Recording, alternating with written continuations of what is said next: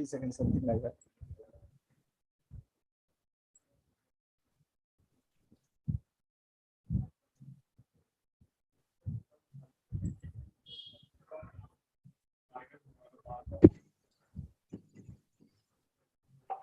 Yeah, it's live now. We can start the program. A very warm good evening to everybody. This is the webinar organized by Bihar Opto Society Academic Research Committee Wing. It's my pleasure to welcome you all in this meeting. I would like to welcome our President, Dr. Pranav Ranjan sir, and Dr. Vibhuti Prasad Sinha, who is Secretary of the Bihar Opto Society, and all the participants over who have joined over here. And I have chosen the topic keratoconus because though we very infrequently encountered it, but it is very important to recognize it, because if it is not recognized in time, particularly in those younger patients, those who are going for refractive surgery may end up in a very devastating complication. So understanding the disease and the disease process, and to diagnose early, you have to have a very good topography, and it is one of the machine to which detects early, and to understand the topography. We have invited Dr. Rajesh Sinha, who is a professor of ophthalmology, All India Institute of Medical Sciences. I could not find better person than him to speak on this topic. I welcome Dr. Rajesh Sinha. I would like to congratulate also Dr. Rajesh for your daughter very excellent result of 98%. So I wish all success in future venture. And also I am Dr. Nilesh को भी congratulate करते हैं भाई, उनका बेटा भी काफी अच्छा 10वीं में लेके आया है 94.4%. चलो ठीक है, very good. And I like to welcome our president, ex-president, sir, Dr. Rungta, sir, as a chairperson, Dr. Nilesh, Dr. Satyajit, who is a chairman scientific committee, Dr. Nilesh, who is a additional professor in RIO AIMS, Dr. Amit Raj, who is a head of the department of AIMS Patna, and actually Dr. Surendra Sahai is not able to join because of some indispensable work. Something happened to his family. I'd like to younger generation of panelists here, like Nilesh, I could see here, Dr. Ashish is here, Dr. Sujit Misra, who is one of the fantastic surgeon, and I could see here Dr. Nimmi Rani as a chairperson, and Dr. Chandrasekhar is about to join in a couple of minutes. So I welcome all the panelists of this session. Now I hand over the proceeding to Dr. Rakhi Kusumes for the rest of the session. Dr. Rakhi, over to you. Before that, evening, I just invite Dr.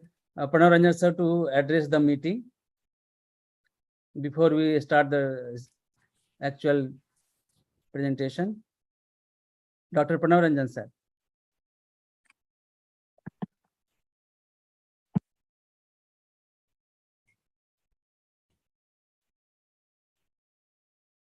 Sir, unmute yourself, sir. Please unmute, sir. Unmute yourself, sir. Good evening, everyone, and thank you, Dr. Nagendra, Chairman ARC, for inviting me as President of Bihar Ophthalmic Society, and as President of Bihar Ophthalmic Society. It is my honor to welcome Dr. Rajesh Sinha, the main speaker for today, and all the speakers, the chairpersons, the panelists, and the audience. And I would also like to launch a special program I had dedicated in my inaugural speech as a president. That was the Mentor Magic program. And what it is, I'll just read out. It is a customized active support to any desirous member who wish to pursue academic excellence by offering them help of a state, national, international expert as their mentor, who can guide them and motivate them. The fields could be a scientific oral presentation, a scientific publication, post-PG training program, guidance for higher education, national or international, and guidance for surgical training. And for this, I have dedicated a few members who can overview this program. The members are Dr. K.S. Gupta, Dr. Pradeep Karak, Dr. J.J. Agarwal, Dr. Nagendra Prasad, Dr. Satyajit Sinha, Dr. Ranjana Kumar, and the President and Secretary as members of this program. And I just wish to add one thing, that this program, I think, especially for people access to the new gadgets, to the new scientific things, not information, especially practicing in the district area or the rural area, they are going to benefit a lot. So anybody who is desirous of taking benefit from this scheme can contact any of these persons, and they will ensure that you are hooked up with a mentor of national international repute. As I was talking to Dr. Nagendra, keratoconus being one of the most infrequently encountered diseases, it is going to make a lot of difference by participating in today's deliberations. So thank you once again. And again, on behalf of Bihar Ophthalmic Society, I welcome you all. Over to you, Nagendra. Thank you, Dr. Panaranjan sir. Now I request Dr. Bibhuti Prasanna Sinha, who is Secretary of the Bihar Ophthalmic Society, to speak a few words in this session to encourage the participants and all. Welcome everyone. Most important of all, President of AIOC for awarding us with midterm conference. Thank you, sir. And again, congratulations for a wonderful performance by Shuhani and all the parents whose son and daughters have been laurel, including me. My daughter also passed 12 with 94%. Congratulations, Bibhuti. I could not. Yeah. So thank you, everyone, and let's proceed on to the actual content of this webinar to learn something about keratoconus. Thank you, Dr. Bibhuti, for your kind words. I would welcome Dr. Rakhi, who readily agreed to be the moderator of the session, and all the speakers of the session in this webinar on keratoconus. Dr. Rakhi, please carry on the rest of the. Before Rakhi takes on, I would also like to thank Dr. Rajesh Sinha for having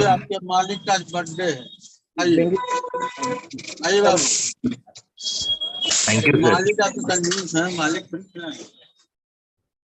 Kindly mute the others. Yeah. Thank you, sir. And I would also like to congratulate BOS for getting the first midterm conference. And I'm sure it's going to be, you all will rock. The midterm conference is going to be very successful. Welcome, Dr. Suhas, Dr. Ravi, for joining. Thank you so much. Thank you so much. Thank you, sir. Rakhi, please proceed. Rakhi, please proceed. Good evening, everyone. Thank you, sir, for giving me this opportunity of moderating the session on this very interesting topic of keratoconus. So in this seminar, we are going to have our expert set of panel and a very set of young speakers also. So in panels, as I said, as the sir said, Dr. Sujit Mishra, who is a very capable phacosurgeon at Patna. He'll be there. Dr. Chandrasekhar, I think he will join soon. Dr. Bamta, who is assistant professor at AIIMS Rajkot. Dr. Ashish Kedia, who is working at his own center at ARA. And the last, Dr. Nilesh Kumar, who is a phacosurgeon with an innovative mind, and he will be there as a panel. So we are very lucky to have all these panels for the discussion of the keratoconus.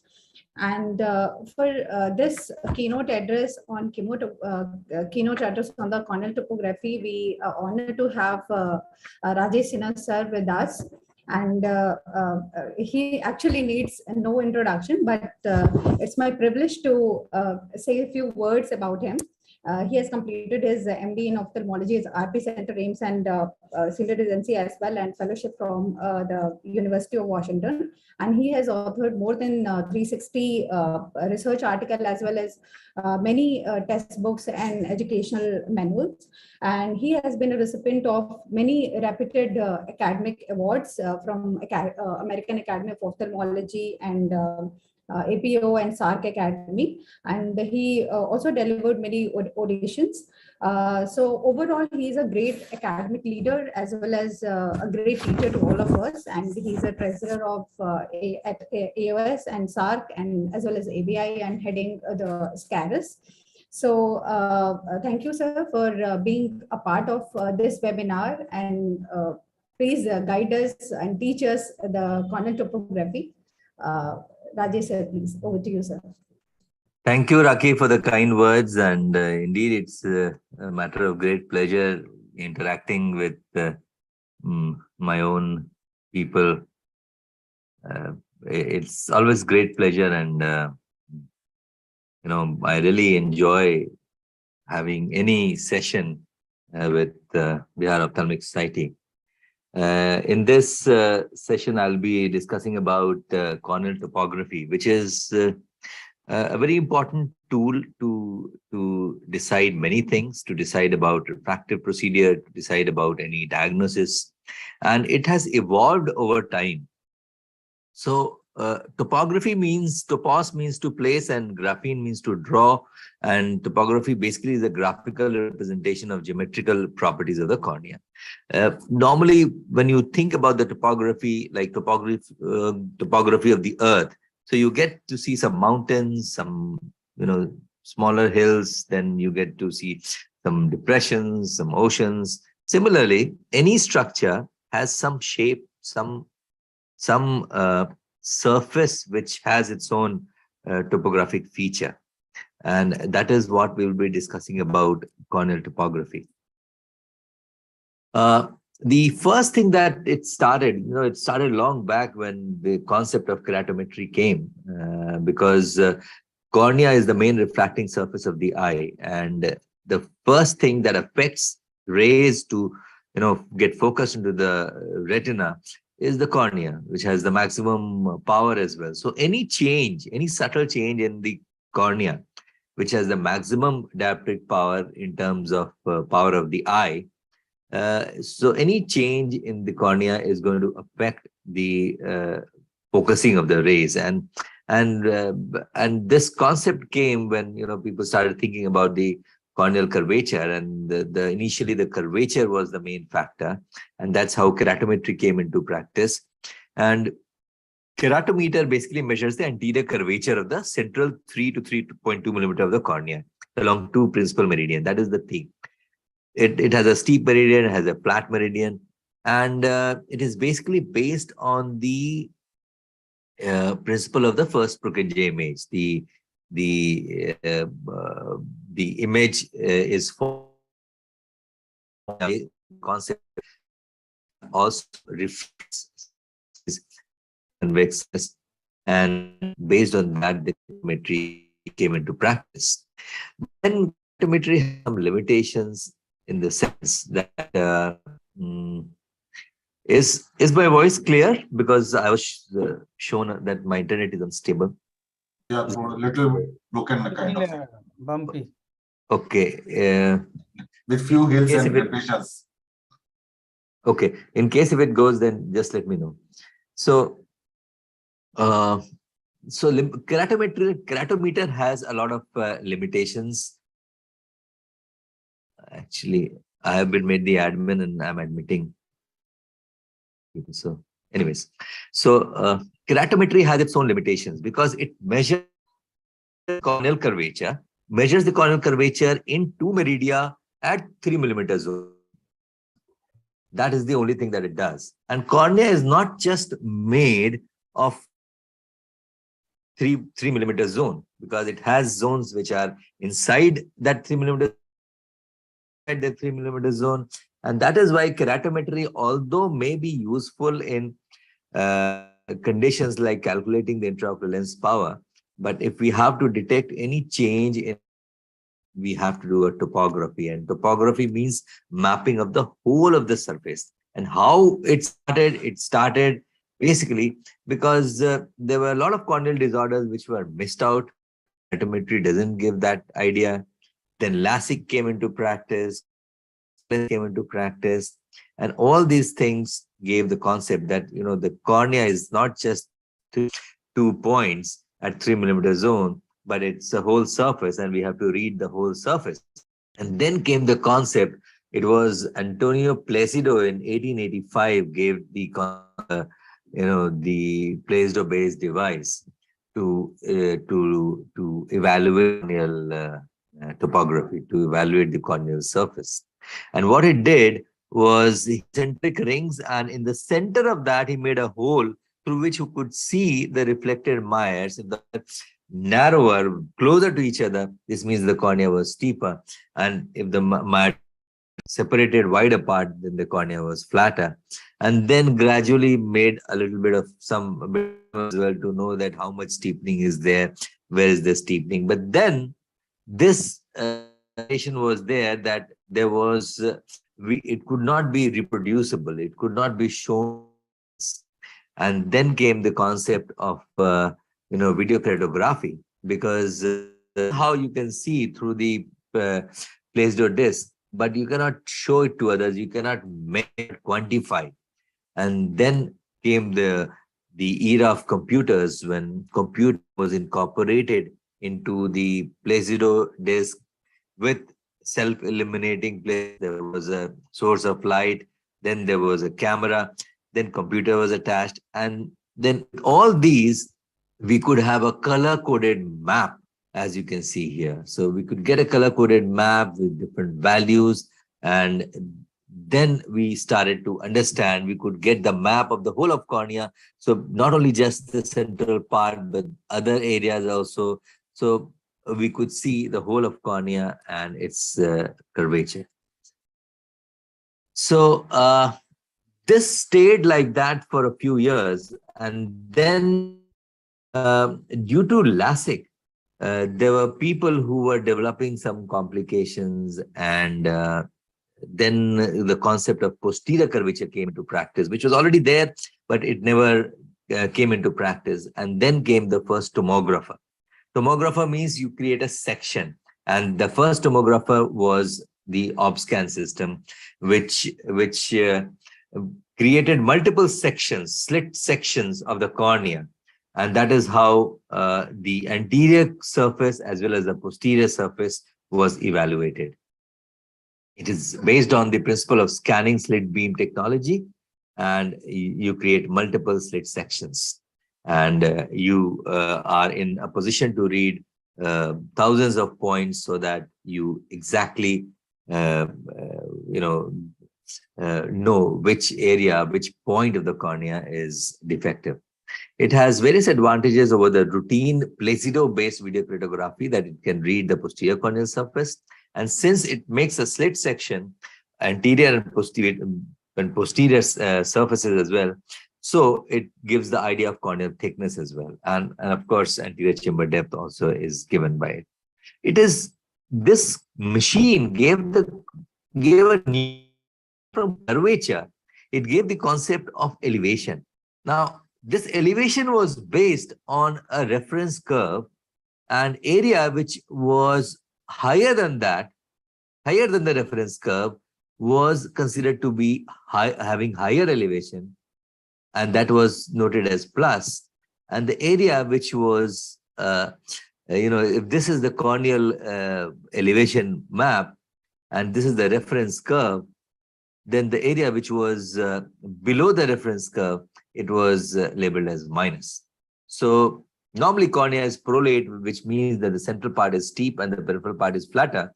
And that is how this gives the concept. So I won't go into too much of details of this basic physics. I will rather focus on map reading, which will be useful for everyone. So this basic concept was, this thing was based on the color coded, again, because video keratography was also color coded And that is how you get to know by just seeing the map that if it's a red area, that is a red zone, that is a dangerous zone. It is a suspicious area. If it's on the blue side, it is flatter side. Green is considered as a normal reference. So, if the graph is green and if the color coding is green, this means that it is same as a reference curve. And the reference curve is generated by thousands of normal curvature being incorporated into the machine. And the OBSCAN gives you a quad map, the anterior elevation map, the posterior elevation map, the curvature map, and the pachymetry map. And these are the vital statistics. So I will come to the map reading a little later. Before that, I would just like to say that OBSCAN again was found to be having some limitations. And because of that, Pentacam came into practice. Now, Pentacam has a rotation camera. So this analyzes the cornea in a better way. Why? I'll just tell you. It also gives you the quad map, anterior elevation map, posterior elevation map, thickness map, and anterior elevation, posterior elevation, curvature, and the thickness map, and the vital statistics. Now, I'll just skip all these, and these are all theories. Now, the difference between the Pentacam and OBSCAN, often people say that Pentacam is more accurate. Why you consider Pentacam as more accurate? Because it has rotating Scheimpflug cameras. So what happens that there are areas which are overlapping. There are common areas. While in OBSCAN, you make slit section. Multiple slit sections are made, but there's no point which is common in these sections. And that is why with saccadic eye movement, because normally we do have saccadic eye movement when we focus. So if there's saccadic eye movement, then in that case, there are areas which are skipped by OBSCAN, areas which are not evaluated by OBSCAN. And that is why the value may not be accurate. And the posterior surface has been shown to be less accurate with OBSCAN than Pentacam. And that is why OBSCAN is going out of practice and Pentacam is coming into practice more and more. So there's just a brief introduction about how topography of cornea, topographers or tomographers of cornea came into practice. Now, what will be more useful is we have to understand which maps are suspicious and what are the suspicious corneas. So coming straight to the maps and map reading, how and when we will consider a map as suspicious, a cornea as a suspicious. Now, this is a video keratography that is based on Placido system. Now, although the Placido system has been used, it's a gold standard for so many years, things have come up. This rotating Scheimpflug camera came, the Pentacam, the OBSCAN, and they have been able to detect subtle changes in the cornea. However, the Placido system is most accurate in giving the curvature. And that is why the Placido system is incorporated in many of these systems in order to get the most accurate curvature. Now, so when we are talking about the Placido system, we'll be mainly talking about the curvature. So there are certain criteria based on which we can say that this cornea is suspicious. And these are some of the things that we have to remember. If the central corneal power is more than 47.2 diopter, then this cornea will be suspicious. If there is inferior steepening, we all know that keratoconus is a disease, any keratocorneal disease. Keratoconus is a disease wherein the inferior cornea is involved more often and earlier. So if there's an inferior steepening, then it is considered to be suspicious. If inferior superior asymmetry is more than 1.4. Now, keratoconus is a disease of asymmetry. And if there is any asymmetry between superior and inferior part of the cornea or between the two eyes, then in that case, it is suspicious. And inferior superior asymmetry of more than 1.4 diopters at 3 millimeter zone, oblique astigmatism more than 1.5 diopter, but with asymmetric bow tie pattern and skewed radial axis of more than 21 degrees. Now, oblique astigmatism is something which is the most common appearance that is seen. So we can't say that if there is oblique astigmatism, it is keratoconus, because in a normal cornea, you will get oblique astigmatism. But if the astigmatism is more than 1.5 diopter with asymmetric bow tie pattern. Now you can see this is a bow tie. So in a bow tie, normally you get the bow of both the sides are symmetric, then it looks good. But if it's asymmetric, it is not good. So you can see here it is asymmetric. This is of this size, and this is much more than that. So this is an asymmetric bow tie pattern with skewed radial axis. Now, how do you detect the radial axis? These are the two lobes of this bow tie. Now, if you draw the two lobes, it will be like this. And then you draw a line along the long axis, and then you measure the angle between the two axes. And if it is more than 21, like in this case, it is 34. This means that this skewed radial axis, asymmetric bow tie pattern, you can see here, the radial axis is very much skewed, which is 34 degrees. That is suggestive of a suspicious cornea.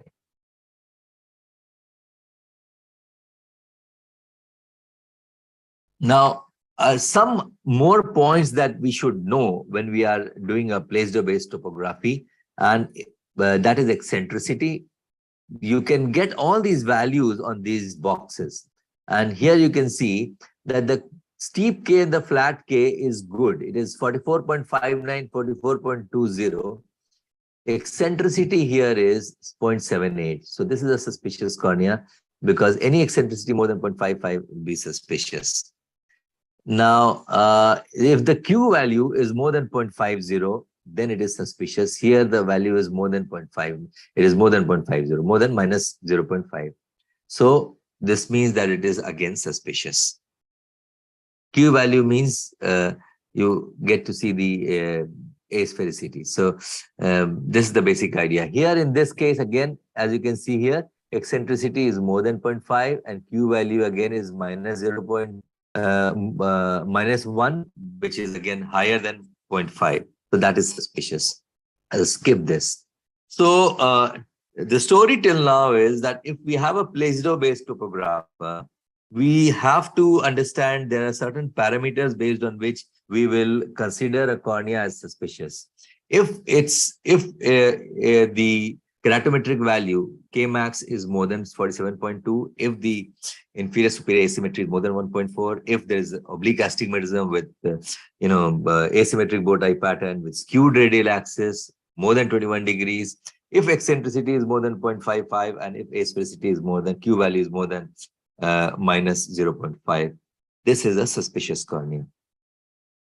Now coming to the quad map of the OBSCAN, although I'll just do very fast in this because these days OBSCAN is going out of practice.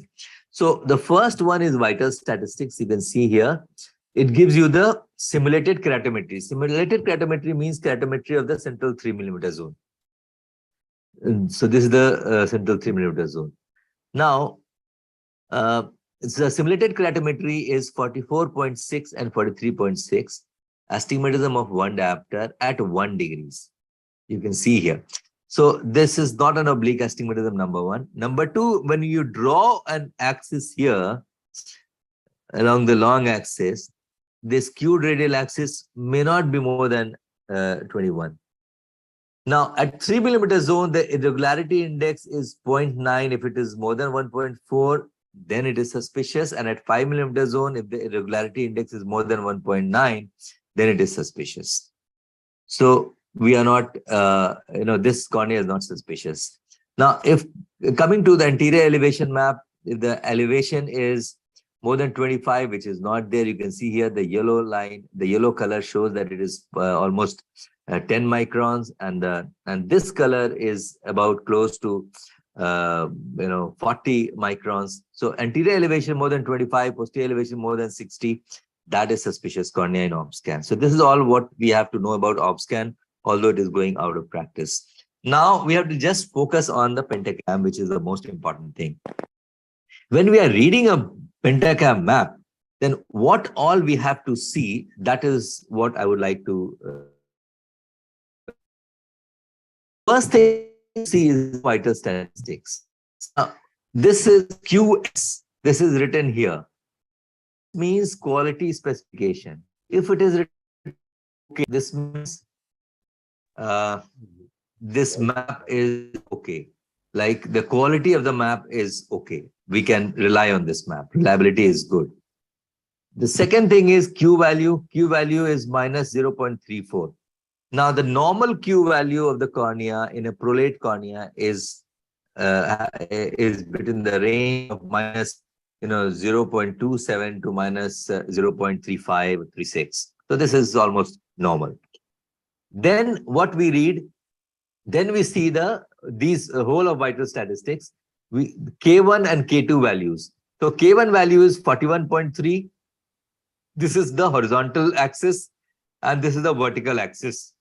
So the keratometry at horizontal axis is 41.3, at vertical axis is 42.5, mean is 41.9, astigmatism is 1.2, and this doesn't carry much meaning. It is a minimum radius of curvature, so we don't have to do anything for that. So this is what we get, the astigmatism of 1.2 diopter.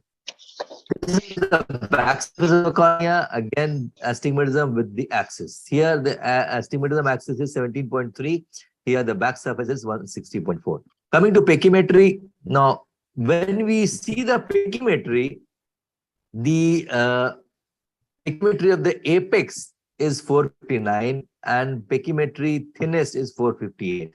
If there is a difference of 10 microns between thinnest pachymetry and the apex of pachymetry of apex, then it is suspicious. Here it is just 1 micron, so it is not suspicious.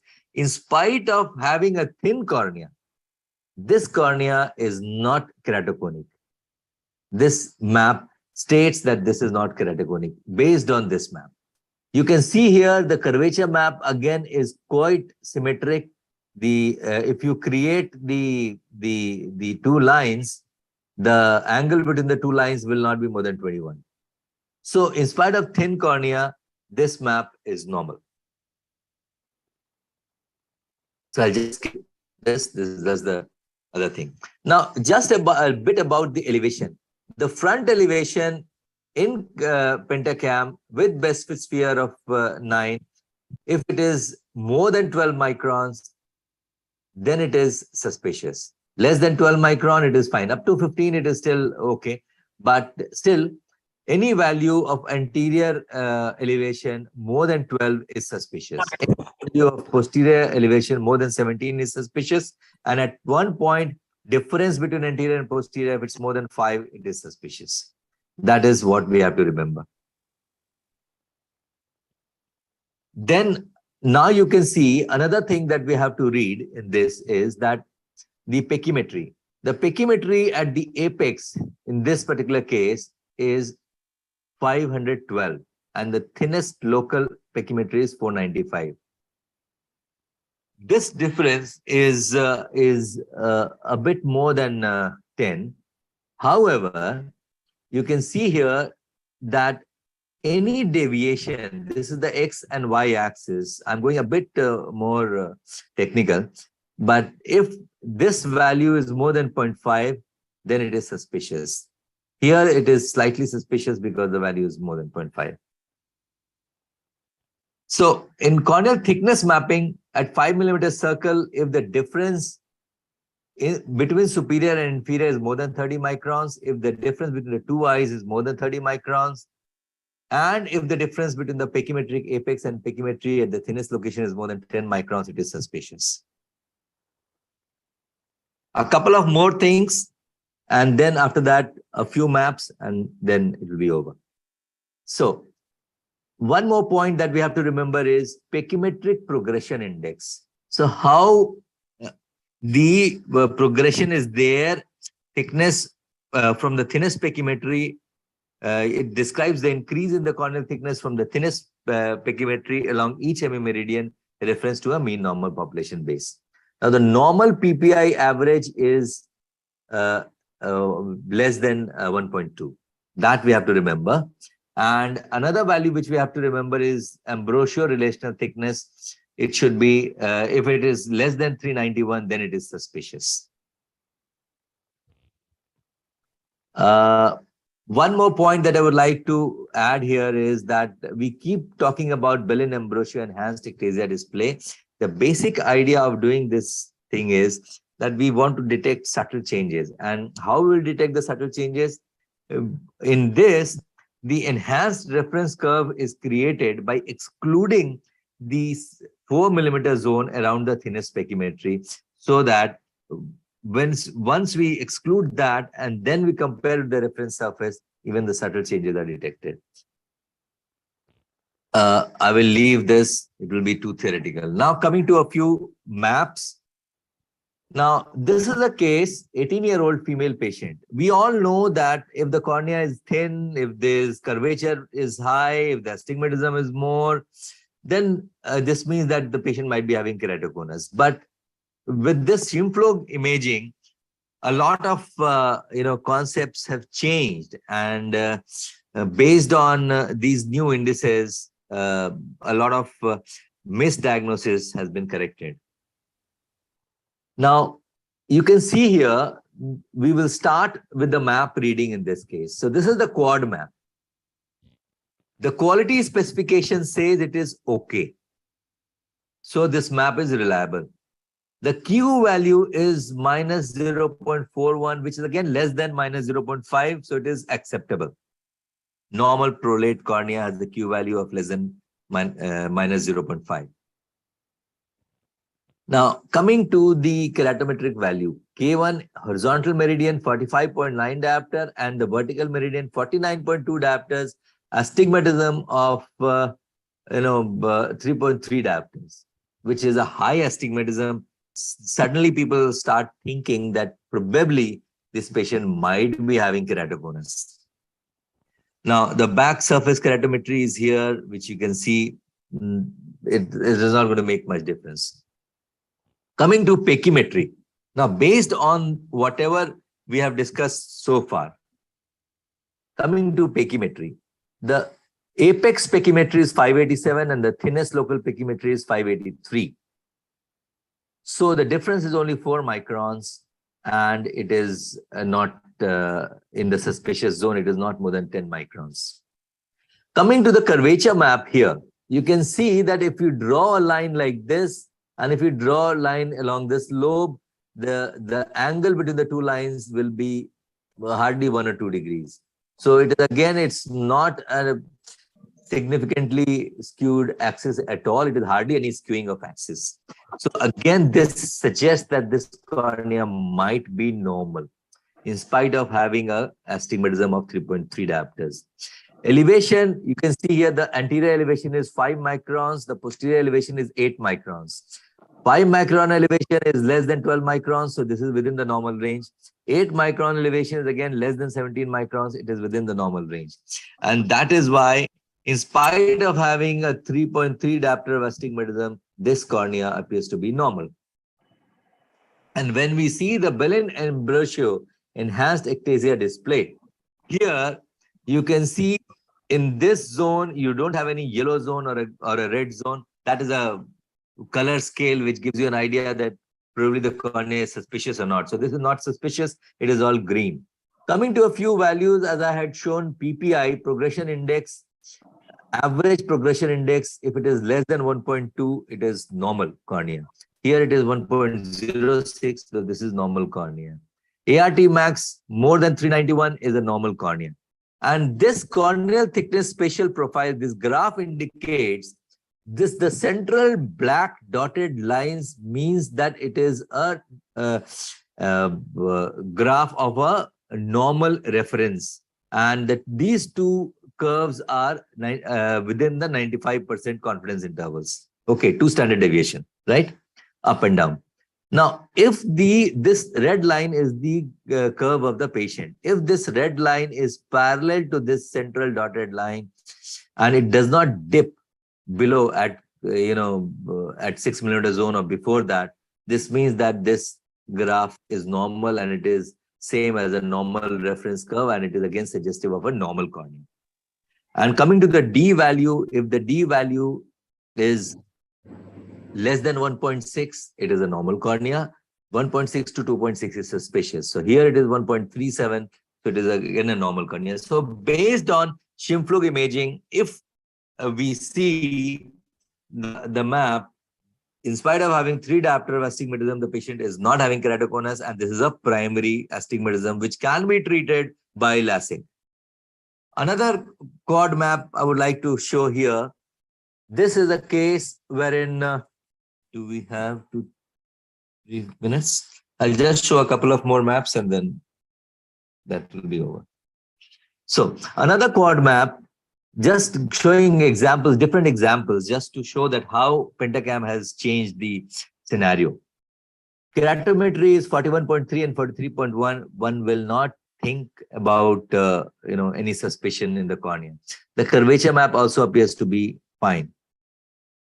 The pachymetric apex is 466. The thinnest local is 456. So this also is fine. Coming to the elevation map, 6 microns and 7 microns, this appears to be fine. Going to Belen Ambrosio enhanced ectasia display. Here, there is some suspicion. You can see here, this is the yellow zone, and the average PPI is more than 1.2, it is 1.32, and ART max is less than 391. So this is suspicious. And you can see the DE value is more than 2.6, 2.95, so it is suspicious. So in spite of having the quad map being close to normal, the Belen and Ambrosio enhanced ectasia display shows that the subtle changes of keratoconus are there, and this is a suspicious cornea. Another scenario, and the same patient, this is the left eye, and the same patient has the right eye map, and you can see here K1, K2, 49 and 56. The map, curvature map showing inferior steepening so significantly high. The pachymetric apex is 408, thinnest local is 406. It is quite thin cornea. The elevation is 41 microns and 73 microns, highly suggestive of an established keratoconus. And the Belen and Ambrosio enhanced ectasia display again is showing very low ART max 123 and PPI is 1.42. D value is 10.7, much higher than 2.6. So the other eye showed that the eye wherein we had suspicion, the other eye is having a frank keratoconus. So just a couple of 2-3 these examples gives us some idea that Pentacam has played its role in detecting some subtle cases wherein definitive findings were not there by Placido-Disk system, and it is really very helpful. But sometimes what happens that even the Pentacam, the Symflug imaging is giving some doubtful picture. In those cases, what we have to do is we have to take the family history. If the patient is having a family history of keratoconus, then we will consider it as a suspicious cornea, and we will follow up the patient. We will not do any corneal refractive procedure in such cases. The other thing that is coming up fast is epithelial thickness mapping on anterior segment OCT. Fourier domain OCT helps us to know about the epithelial thickness mapping. And you can see here, this is the epithelial thickness mapping. And in superiorly, we have 70 and 67 microns, which is quite a normal. Normal thickness is close to 60, 70, anything. But here, inferiorly, the epithelial thickness is showing 48. So in an epithelial thickness mapping, if there is an inferior thinning of epithelium, that may be the first finding, that may be the first sign, even before you get any sign on Pentacam. So there is no single mapping system to detect case of keratoconus or detect suspicious cornea, but we have to combine many things together in order to be absolutely sure that this condition is, this cornea is not at all suspicious. Similarly, another case, I think it's the other eye of the same patient, wherein there is epithelial thinning in the inferior part. So inferior, inferonasal, inferotemporal, any part, if there is epithelial thinning in comparison to the superior part, this means that this patient, even if not having any sign on topography, maybe this is the earliest subtle sign that suggests that this cornea needs to be followed up And in such cases, corneal refractive procedure should be avoided. So in conclusion, understanding of topography definitely is evolving. It's an important tool in decision making. Sometimes it becomes really difficult to figure out in some of the maps, but most of the maps they have, they do give findings which suggest that whether this cornea is suspicious or not. If there is a map which is not giving very clear-cut sign, then family history or anterior segment OCT for epithelial thickness mapping, etc., will definitely give us some idea whether this cornea is suspicious and we have to defer surgery or not. And if there's any doubt, in that case, I would say it is always better to defer surgery and place. Thank you very much. Listening, I understand this is very much like mathematics, and sometimes it becomes boring as well. But yes, we have to keep looking at all these parameters so as to completely exclude any suspicious cornea. Thank you. Thank you, sir. It was really a very nice and comprehensive overview of the corneal topography. There are one question is very frequently asked by the PGs or many general ophthalmologists, that when to subject a patient for the topographic examination. What are the points we can get by seeing the refractive error, by seeing the astigmatism, when those patients actually need topographic examination just to detect the early stage of keratoconus? See, in early stage of, if there's a boy who is repeatedly complaining that his power is changing frequently. So frequent change of power of glass at the age of 14, 15 can be because of simple myopia as well. But you have to have the highest degree of topography should be done to rule out keratoconus. Somebody who is 55, 60 years of age, frequent change of glass of cataract or glaucoma.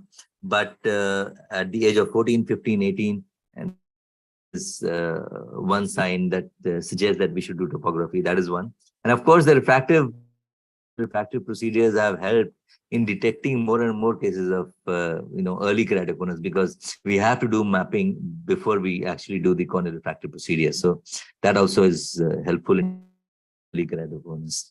And of course, if somebody is having a family history, a sibling is having keratoconus, then those siblings should be definitely screened for ruling out any corneal ectatic disorder.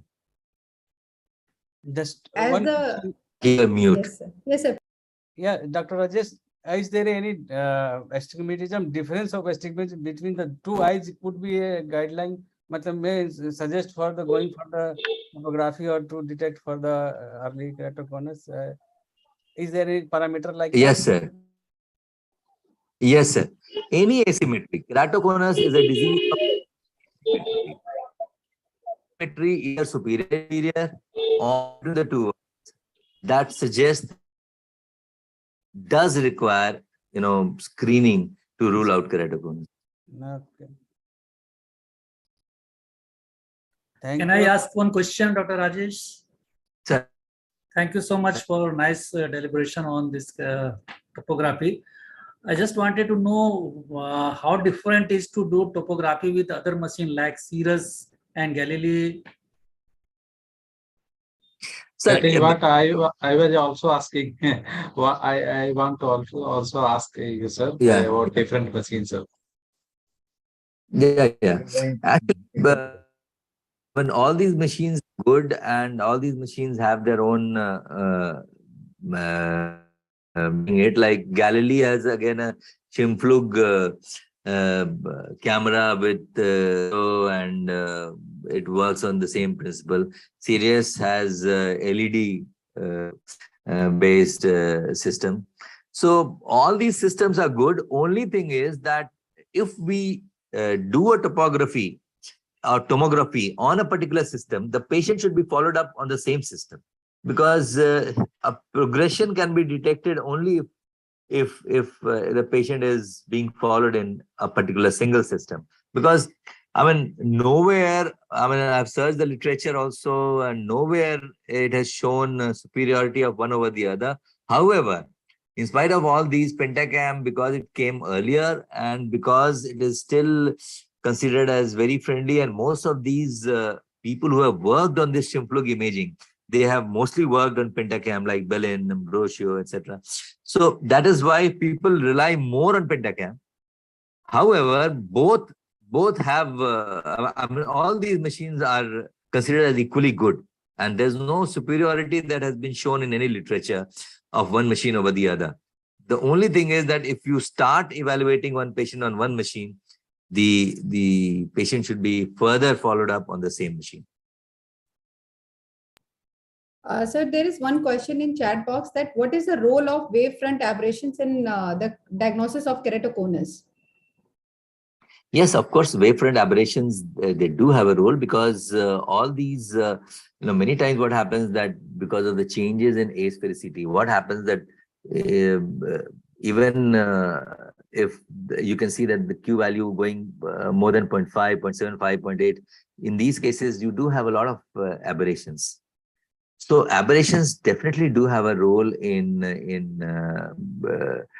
stating that this patient might be having keratoconus. However, aberrations alone, it may be present even in a condition wherein you don't have a definitive keratoconus. But yes, this is, it may be an additive tool to give us an idea that the patient might be having keratoconus. Because if if you detect aberrations on other machines, like say iTrace, and you see that corneal aberrations are higher, then why these corneal aberrations are higher? Because maybe the asphericity is too high. If it's more than 0.5, it's 0.75, -1, -2. That is suggestive of keratoconus. So definitely higher aberrations do give us some suspicion that maybe the patient needs to be evaluated for keratoconus. In actually in serious machine, this higher order aberration values are taken into considering the patient whether they are suspect or not, because it has seen that higher order aberration like common trefoil are more commonly seen in keratoconus, so that parameter is also considered in serious machine. True. So I would agree with Dr. Subhash. We are still learning with the recently acquired series. So one thing I would like to ask Rajesh, that have those two machines been compared? I mean, suspected keratoconus in one machine, and most of the work has been done more on Pentacam. Is it comparable? Though it is advisable to follow up on the same machine, but is it comparable, or do you find the differences have been seen? See, there are some differences, definitely. But it is always advisable not to, I mean, if you have evaluated on one machine, and if you do parallel both the machines, then you can do a comparison. Yeah, then you can do a comparison. But there's slight difference in the system of both the machines, serious, and because it works on different principles, slightly different principles. So I mean, it is difficult to say that Pentacam values in one machine, whether it is reproducible or whether it is comparable in the serious. But yes, serious adds something more into its armamentarium, like as Dr. Subhash was mentioning, that because it's based on LED principle. So it adds aberration as well. Even Pentacam also gives an idea, but it doesn't include aberration as a criteria for diagnosing. The advantage of serious is that it has got Placido disc also. So both it has Placido disc. Both. Yeah. And Dr. Rohit Sethi had done Galileo also has a Placido. Yeah. Dr. Rohit Sethi has done comparative analysis of 3 machines, Galileo also, Pentacam, and this serious machine, and they have found that they are not actually interchangeable, but there are different ways of interpreting or detecting keratoconus or suspecting keratoconus cases. Yeah. even the values will change. It will be slightly different. And so that is why interchangeability is a bit difficult. So whatever you acquire, you stick to that and you continue following up in that. Okay. There are many parameters in different machines, but what do you think, which one are the most sensitive parameter what we should look at every time in following up the patient or at the time of diagnosis?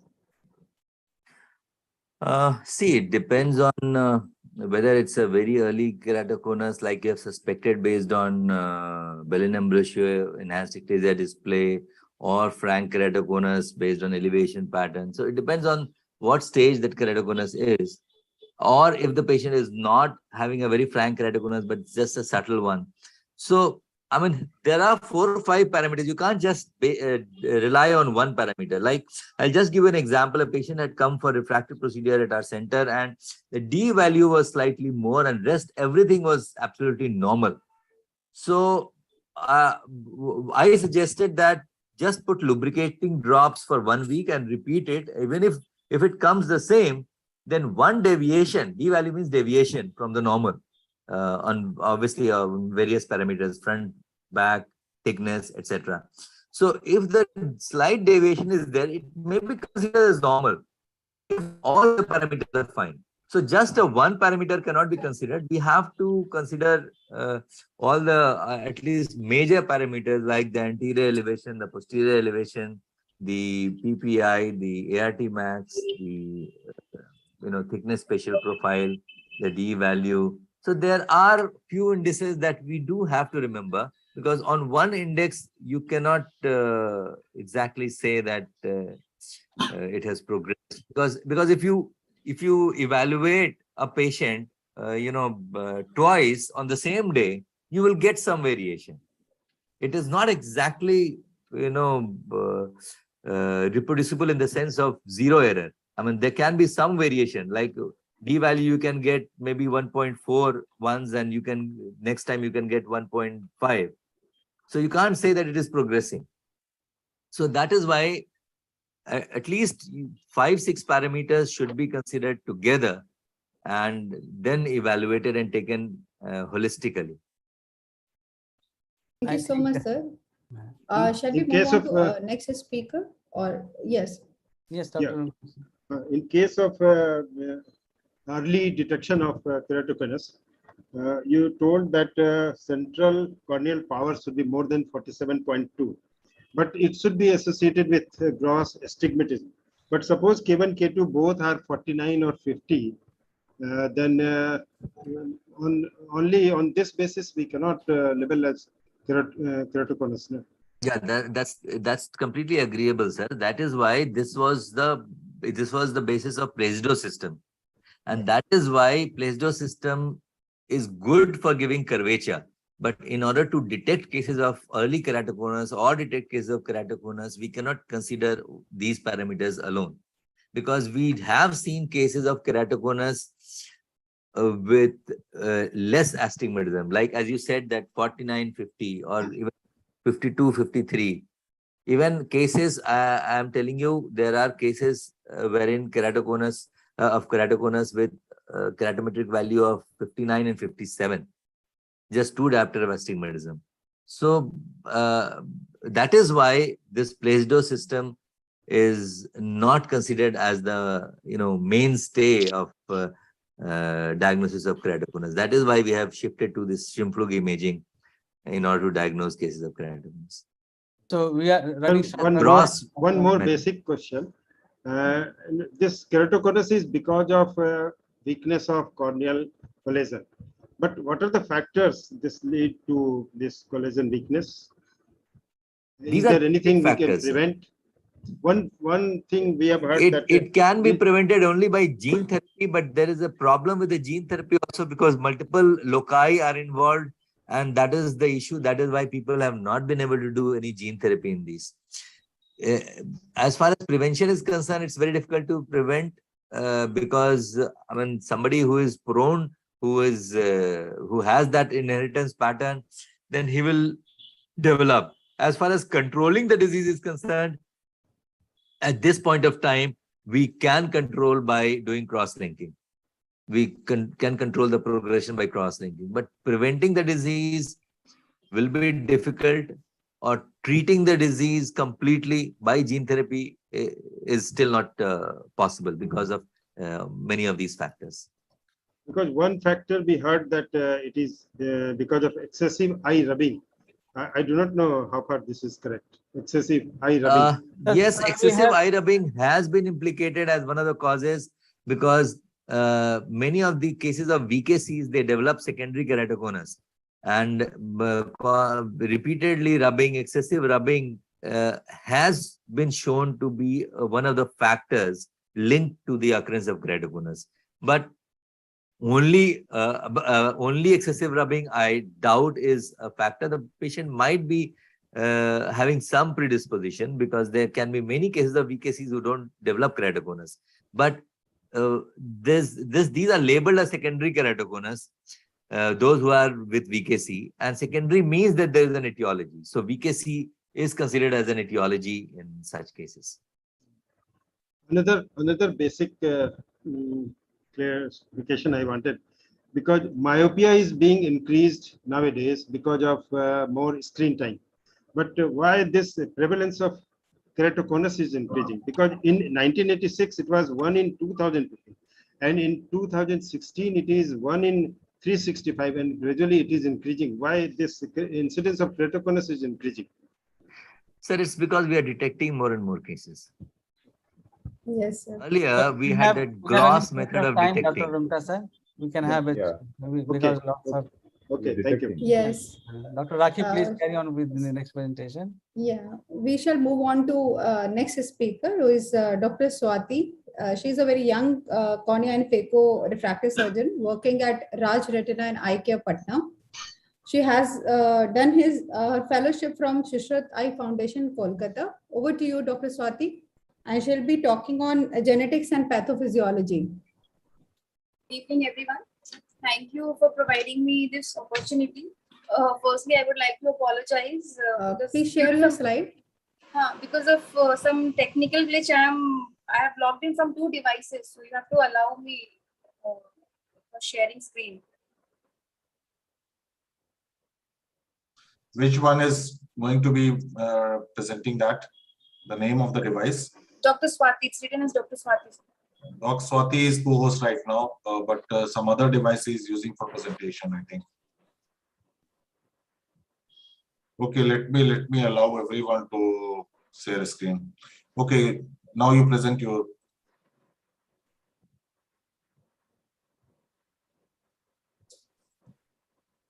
Can you share now? Slides visible?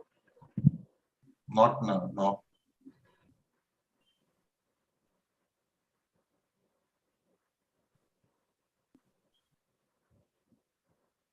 My slides visible?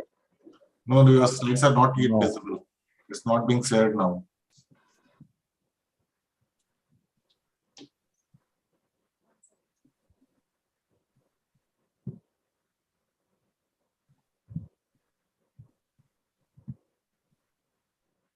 Please share it again. Please stop sharing. I'm sharing it again, sir. Yeah, please share it again.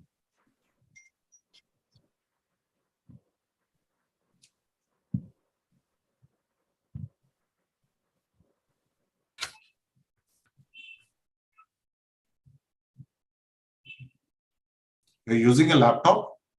Yeah, I'm using a laptop actually to share the slides, and I'm using my iPad for audio. Actually, at the last moment, my laptop fell down. This audio is So can we have another presentation by the time she is ready with? Yeah, the sure. presentation? You should move. Move on to another presentation, please. Dr. Swati, once you're ready, just let me know us. Let us know. Yes, sir. So another Next presentation. Dr. Rakhi, you please go ahead with the Yes, sir. Next presentation would be by Dr. Shravani, and she has done his MS ophthalmology from AIMS Patna, and currently she is working as a serious resident, I guess. and she'll be presenting on sign and symptom of keratoconus. Good evening, sir. Shaman? Please allow me to share my presentation. Yeah, you can present. You can share the presentation. Yes, sir.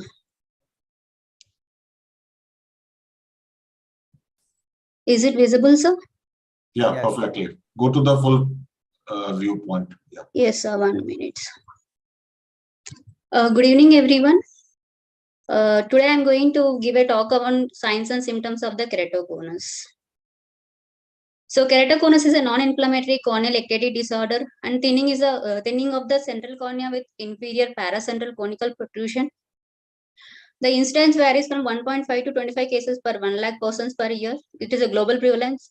Global prevalence varies with the ethnicity and race, and there is no gender predilection. It usually occurs at pubertal age, and it is a bilateral and asymmetric presentation. So it is a multifactorial etiology is there. So there are interplay of genetic, biochemical, mechanical factors. So autosomal or autosomal dominant or autosomal resistant, recessive inheritance with of 8 to 10%. And most of the cases are sporadic. The most common genes associated with VSX1, LOX, and TGF-beta1 gene. The biochemical factors were like increased to MMP1, MMP13, IL6, and TNF-alpha. And there are also decreased protease inhibitors. These can be seen in the tears and aqueous humor. And biomechanical factors like breaks in the basal lamina of epithelium and Bowman's membrane, basal cell degeneration, and the decrease in number of collagen fibrils and their gross rearrangement of the vertical and horizontal fibrils, and their decreased interfibrillar spaces and lateral displacement of the collagen lamella, that is leading to the protrusion of the central cornea and paracentral cornea. So here we can see in the picture the disrupted Bowman's layer as shown in the A, and B because of the Bowman's membrane breaks and the subepithelial fibrosis, ultimately stromal thinning because of the degradation of the collagen fibrils. The associations of the keratoconus, ocular association will be the most common is the vernal keratoconjunctivitis of 8.8 to 36%. Contact lens use, which causes the minor chronic trauma, which leading to the rubbing of the anterior corneal surface and thinning. Labral congenital amaurosis, most commonly in adult patients with LCA because of the eye rubbing and all. And retinitis pigmentosa, floppy eyelid syndrome, aniridia, and iridocytosis has been seen. And systemic diseases, it is some few people thought that it is a part of the spectrum of the collagen vascular diseases, but there was no association found in these subsequent studies. Most common is Down syndrome, Marfan syndrome, atopic dermatitis, and asthma. Ehlers-Danlos syndrome, pseudoxanthoma elasticum, and osteogenesis imperfecta are the other systemic conditions associated with the keratoconus. Then comes the symptoms. There is no clear consensus regarding the symptoms in the early stages of the diseases. They are most commonly in second to third decade in Western countries, but in South Asian countries like India, it is early presentation. We have seen the early presentations. And the early cases, most commonly children presented with the simple signs of simple refractive errors. That's why we are ignoring the case. We are misdiagnosis of the simple refractive errors instead of the early keratoconus. So frequent change of glasses, ocular irritation, photophobia, glare, and monocular double vision, usually the presenting complaints of our patients. So then from form first keratoconus, it is a fellow eye of the keratoconic eye. Normal slit lamp findings, no topographic findings, but there is a obvious keratoconus findings in the fellow eye.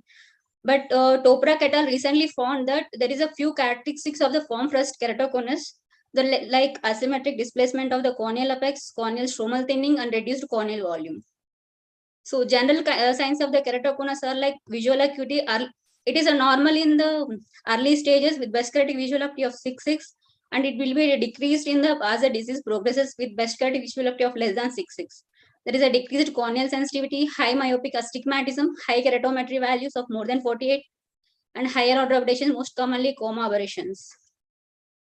Then there comes the external signs, residuity sign, which is a sharply focused beam of conical beam of light on the nasal limbus when we are throwing the torch at the temporal limbus, as we can see here in our video.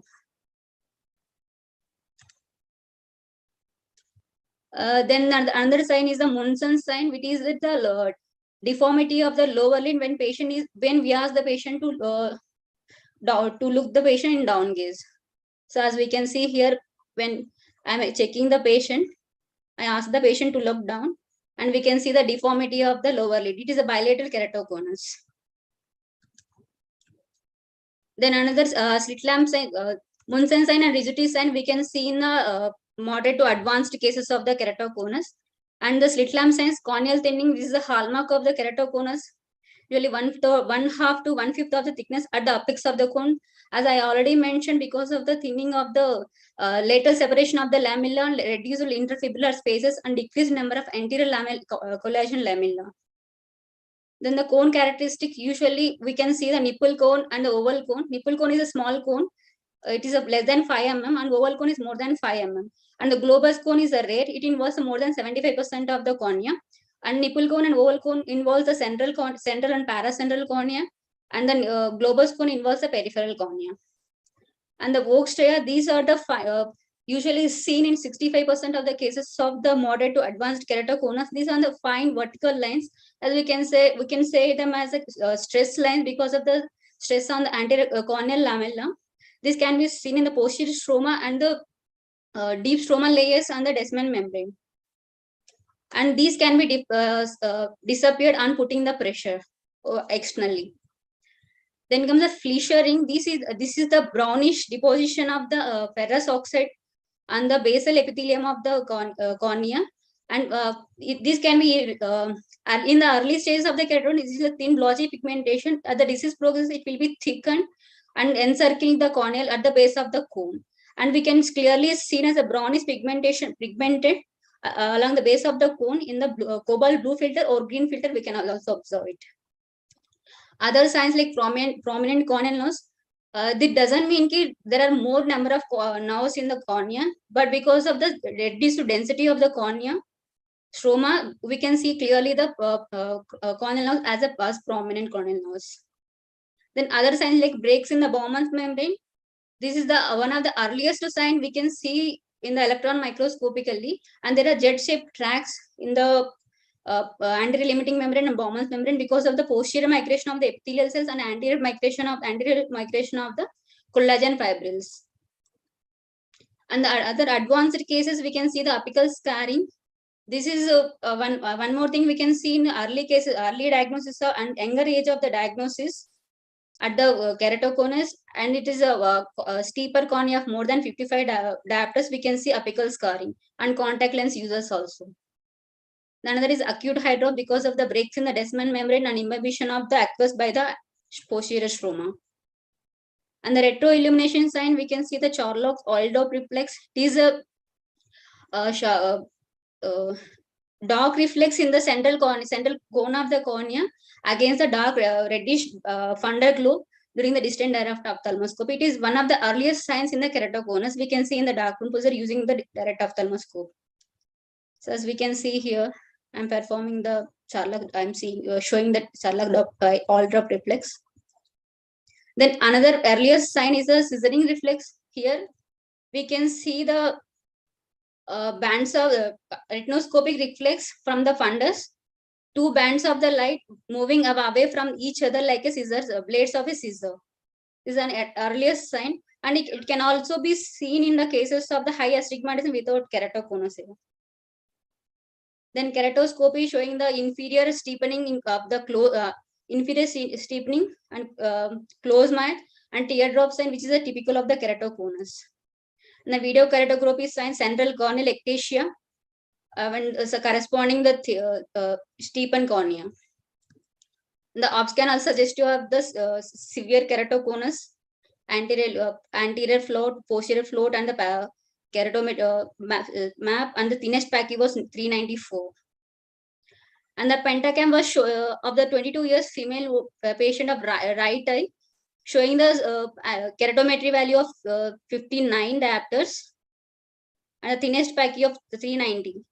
And sagittal curvature, we can see the steep cornea of 59 diopters, anterior elevation map of 35 microns, and posterior elevation 68, and the thinnest pachy corresponding to the steep cornea of 390 diopters.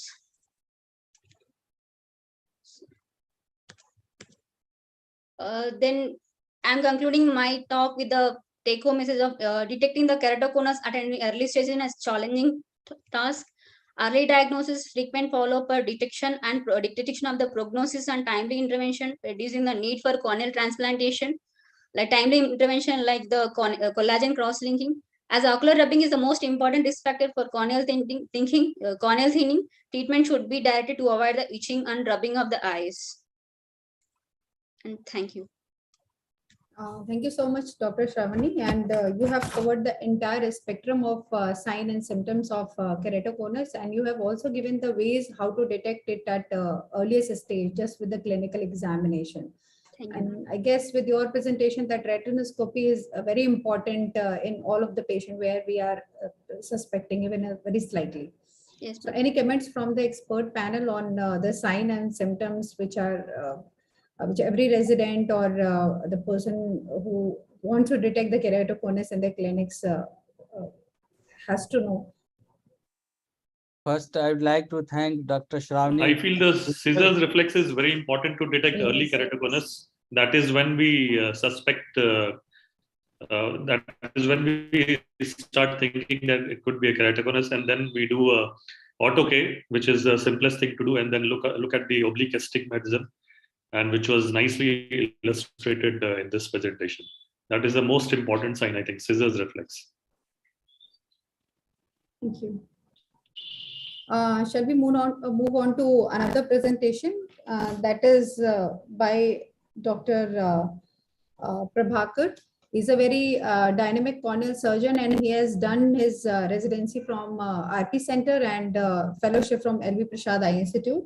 And he'll be speaking on acute eye drops and its management. Over to you, Dr. Prabhakar.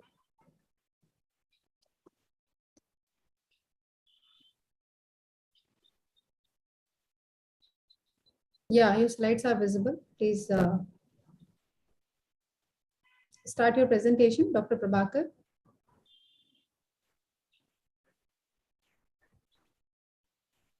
A very good evening, one and all. The title of my presentation is Acute Eye Drops Management. So,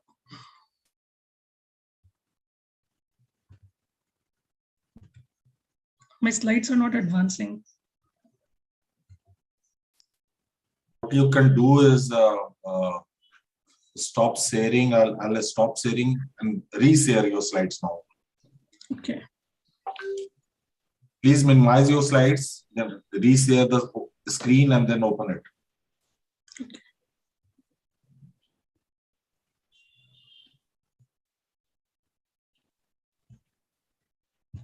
Yeah, it's fine now. So once again, a very good evening, one and all. The title of my presentation is Acute Eye Drops Management. So as we know that acute eye drops is a complication of ectatic disorders like keratoconus, pellucid marginal degeneration, or Terence marginal degeneration. And very frequently, we come across this kind of complication in patients with Down syndrome and vernal keratoconjunctivitis. As far as pathogenesis is concerned, there is a break in Descemet's membrane, which results in inflow of aqueous into the stroma and subsequently results in marked and diffuse corneal edema, which over a period of time results in formation of multiple fluid pockets. So who exactly will get the disease? So there are various risk factors like patients who had eye drops in the other eye, had learning difficulties, ethnicity of Black ethnicity. Patients with vernal keratoconjunctivitis will have are more likely to have the disease. So there are varied presentations ranging from total involvement of cornea to localized involvement of the cornea.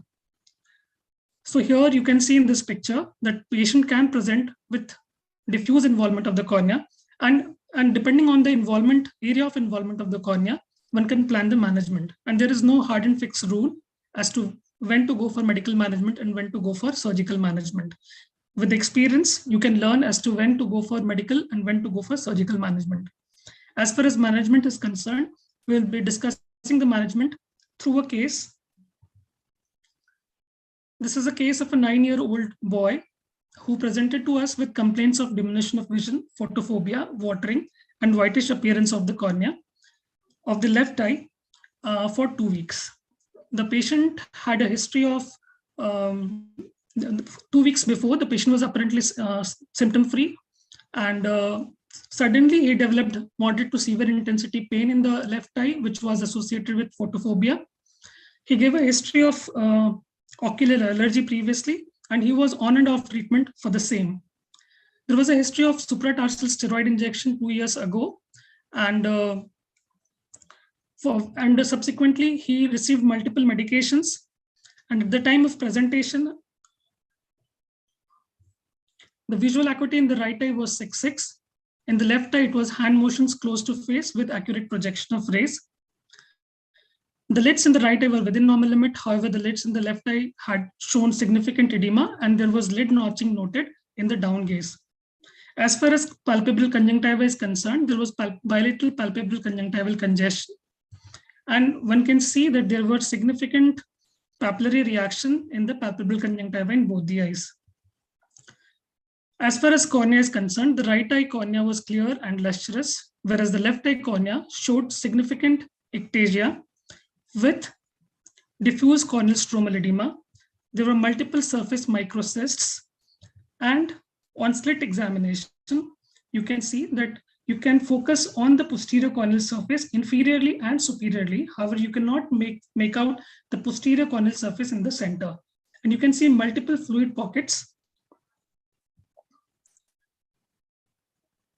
The other right eye findings were essentially within normal limit. However, the left eye anterior segment and the posterior segment examination could not be done because of the significant corneal haze. This is the anterior segment OCT picture of the same patient, wherein you can see that there is a large intrastromal fluid pocket.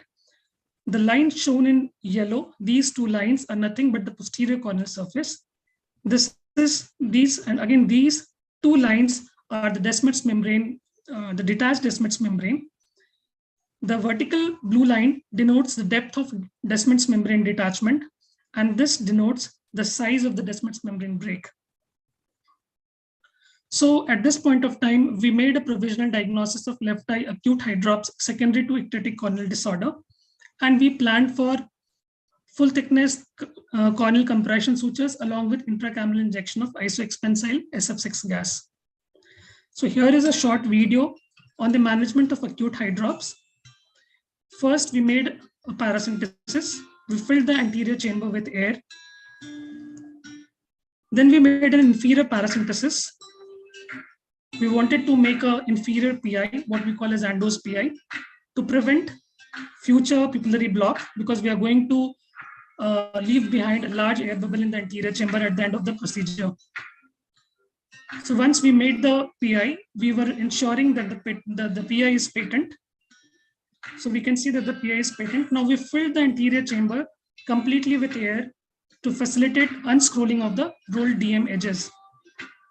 So once that is done, we passed multiple full thickness sutures so that we can approximate the scrolled DM edges, which were now unscrolled. So you just wanted to fix it at the same position. If you carefully observe, you can see a white line here, which is much denser than the surrounding whitish lesions. This probably suggests that this is the orientation of DM break, and we are taking suture bites perpendicular to that. So similarly, we passed multiple sutures. We did not bury the knots. We now replaced air with intracameral SF6 gas, which was isoexpensyl 20%.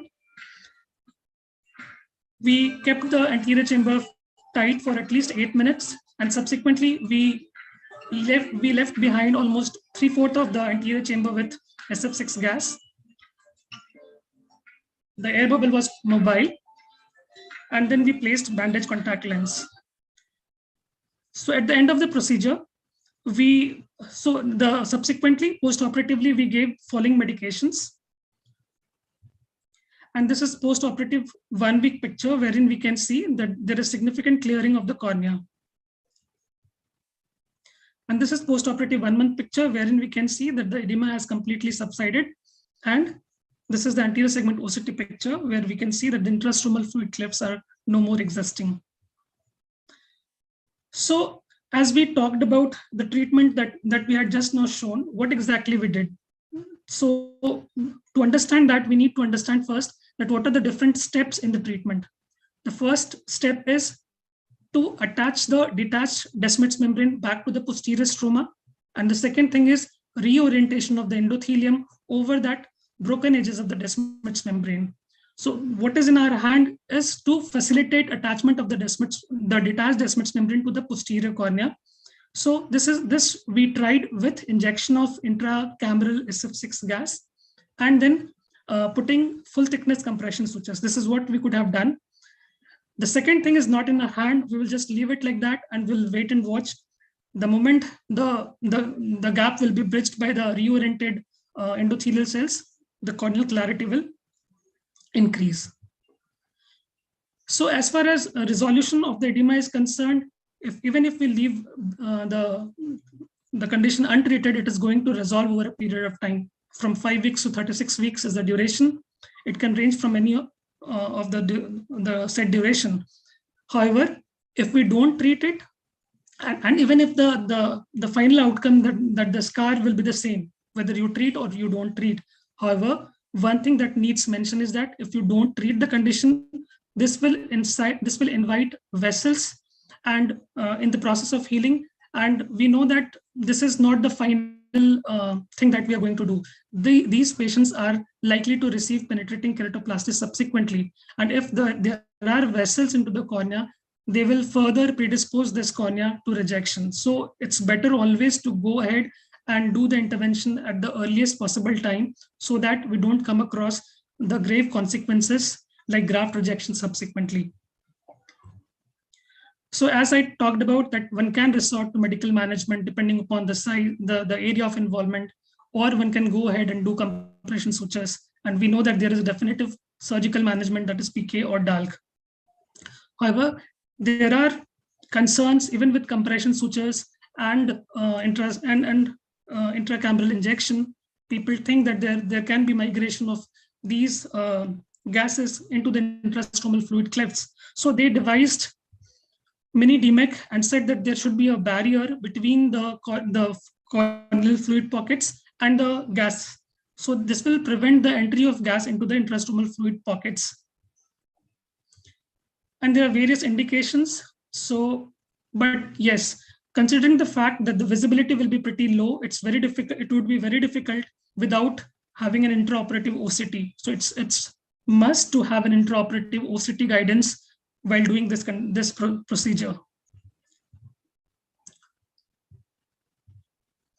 Other options are if there is a perforation with fistula formation, because I showed you in my the ASOCT picture of my patient wherein you could see that there was very thin sliver of stroma between the epithelium and the surface, corneal surface.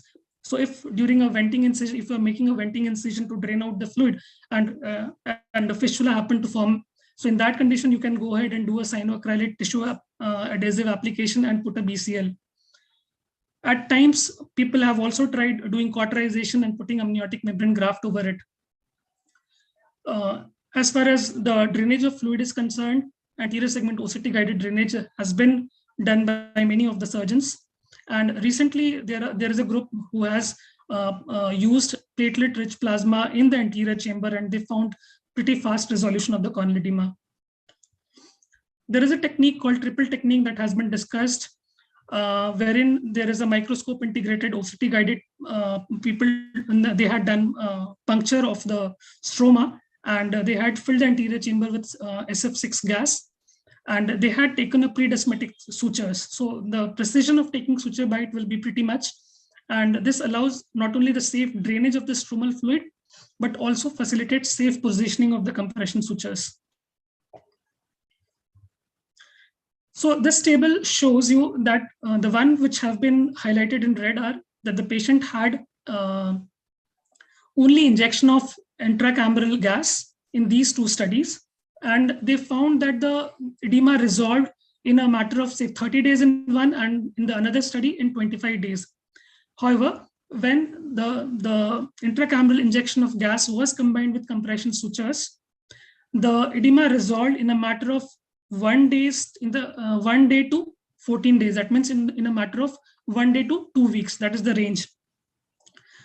So it is always better to combine the intracameral injection of gas and compression sutures rather than just going for intracameral injection of gas. There was a study which shows that there is a strong positive association between the depth of detachment and size of the DM break. That means larger the size of the DM break and the height of the depth of the DM detachment, more time it will take for the cornea to clear. However, there is a negative association with intracameral C3F8 gas injection. That means there will be early resolution of corneal edema. So with this, I would like to take you to the take-home message that early surgical intervention prevents long-term complication, and compression sutures with intracameral gas injection facilitates faster recovery. Thank you. Thank you so much, Dr. Prabhakar. You have presented an amazing video showing management of acute eye drops, combining the compression sutures with the SF6 gas. Why did you choose only SF6 over C3F8? Just because unavailability or some other particular reason? Yeah, that was the only logistic issues, ma'am. Yes. One thing I would like to ask from panel or to you also, that this is only the choice for acute eye drops management, or what are the factors which give you an idea that which kind of management would you choose for your patient? Ma'am, usually it's like if it's smaller one and not reaching the periphery, it's less likely to invite vessels. So one can still wait and watch and wait for the resolution with medical management. However, if it's involving a larger area, one of the edges is reaching the limbus, it's likely to invite the vessels. So it's better to go ahead and do the surgical management. Any comments from Dr. Ashish? Prabhakar, very nice presentation, and it's a debatable topic whether to put compression sutures or to wait for it to heal, because natural history of disease is very good for acute eye drops. The only thing is, like you said, if it involves the periphery, then it becomes very difficult to pass that nylon sutures to the periphery. I always have a fear that my suture, the needle will go into the AC and I'll not be able to take it out, because you have to go all the way along the eye drops and go deep enough so that you do not break the descemet. So you're not in between the descemets and the stroma and then come out. It's not that easy. And for a smaller, it's easier for smaller, like if it's a less severe eye drops, which is in the center, then it becomes easy to pass the compression sutures. But again, if it's a small one and if it's in the center, the natural history of disease is very good. So I really don't. I always have this doubt in mind whether to put compression sutures or to wait for it to heal. The other thing, I just wanted to ask you a question: if it heals with the compression sutures within 7 to 10 days, then I don't see a point why it should invite a scar. Like in your case, it was a central scar. If it has healed so nicely within 7 to 10 days, why there should be a residual scar? Because we know the scar is because of the keratocyte remodeling, which over the period of time it takes like 1 to 2 months for eye drops to heal. So and you also showed all the case series. All the cases had scar. So I really doubt whether it is actually because of the compression sutures, or it is natural history of disease, or it is because of the air. It's the same topic. I think it's the same debate whether for DM detachment, whether we should put C3F8, SF6, or we should just put a suture to oppose the DM. So it's again a debatable topic, but I think it's a very good case you have shown. And I think a lot of surgeons still prefer to do compression sutures. Yeah. Thank you so much for such a wonderful case. So very good question, sir. Yeah, it's very correct that it would be very difficult to pass the sutures in the periphery. But our aim would be to just collapse the intrastromal fluid pockets. It might not be possible to go just beneath the Descemet's membrane and do the attachment of the Descemet's membrane. But even if we are collapsing the corneal stroma, that would do half of our work. So there are studies where people have talked that even if the clefts have been collapsed, the chances of attachment of DM is pretty high. So you just have to regularize the surface, posterior surface. So probably that would result in apposition of the edges. However, if it's a scrolled one, it's difficult. So to make it more planar, we use gas along with it. Prabhakar, very nice presentation. And nice. I mean, there are cases wherein compression sutures really help. But many times we do not put compression sutures. We use the intraoperative OCT to get the areas of these clefts, and we drain. We make venting incision kind of thing. We with the help of an MVR blade or a needle, we just rupture collapse these, and we also drain it. I have a few videos wherein, if you put a venting incision and then further inject gas into the chamber, it pushes the stroma that much that you get to see the fluid, coming through that venting incision. Recently, I had given it to someone this video. So that also helps, and it collapses the fluid pocket, reduces the fluid, and it hastens resolution. As far as the compression suture is concerned, again, there also it has a variable time to resolve. I mean, with any technique, it has a variable time to resolve. Maybe we can combine all three and see whether it works faster. I mean, only a study will, tell us about it. The problem of doing a study is that, unless you get these cases frequently, it is difficult to, do a time-bound study. That's the only problem. So that's why you just get a few case series only. Any additional precaution taking care of acute eye drops in a case of acute VKC, means active VKC? Eye rubbing has been implicated as a major factor in having acute eye drops. And that is why those who are having keratoconus and VKC, the only precaution is that one should be very aggressive in treating the VKC, because eye rubbing is the most important factor in these keratoconus wherein children have VKC. And it is a proven fact that those who have VKC, those who do eye rubbing, the risk of eye drops is much more. So the only way out is to treat VKC, to make the patient asymptomatic so that the child doesn't rub the eyes. These kids usually have large rupture of TM in comparison to others. Just my experience. One very good point raised by Prabhakar was generally we see eye drops in not a very normal child, like patients with Down syndrome, vigorous rubber. And then it becomes very difficult again to take them to OT and we usually tend to leave those cases. Recently, I saw a patient with a S-cone dystrophy with acute eye drops. And with an nystagmus. I didn't dare to even thought of thinking of compression sutures.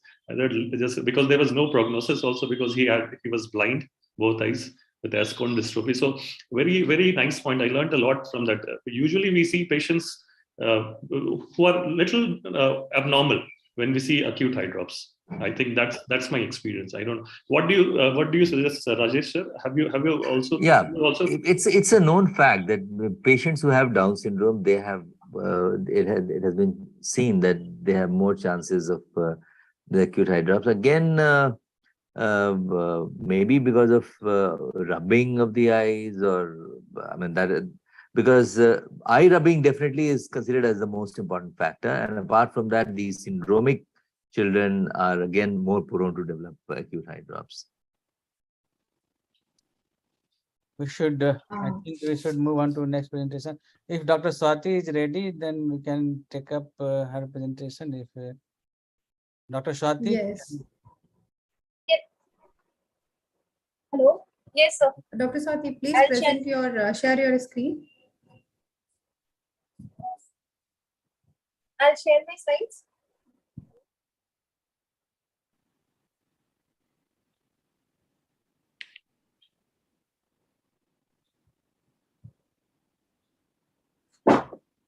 Yeah, we can see your presentation.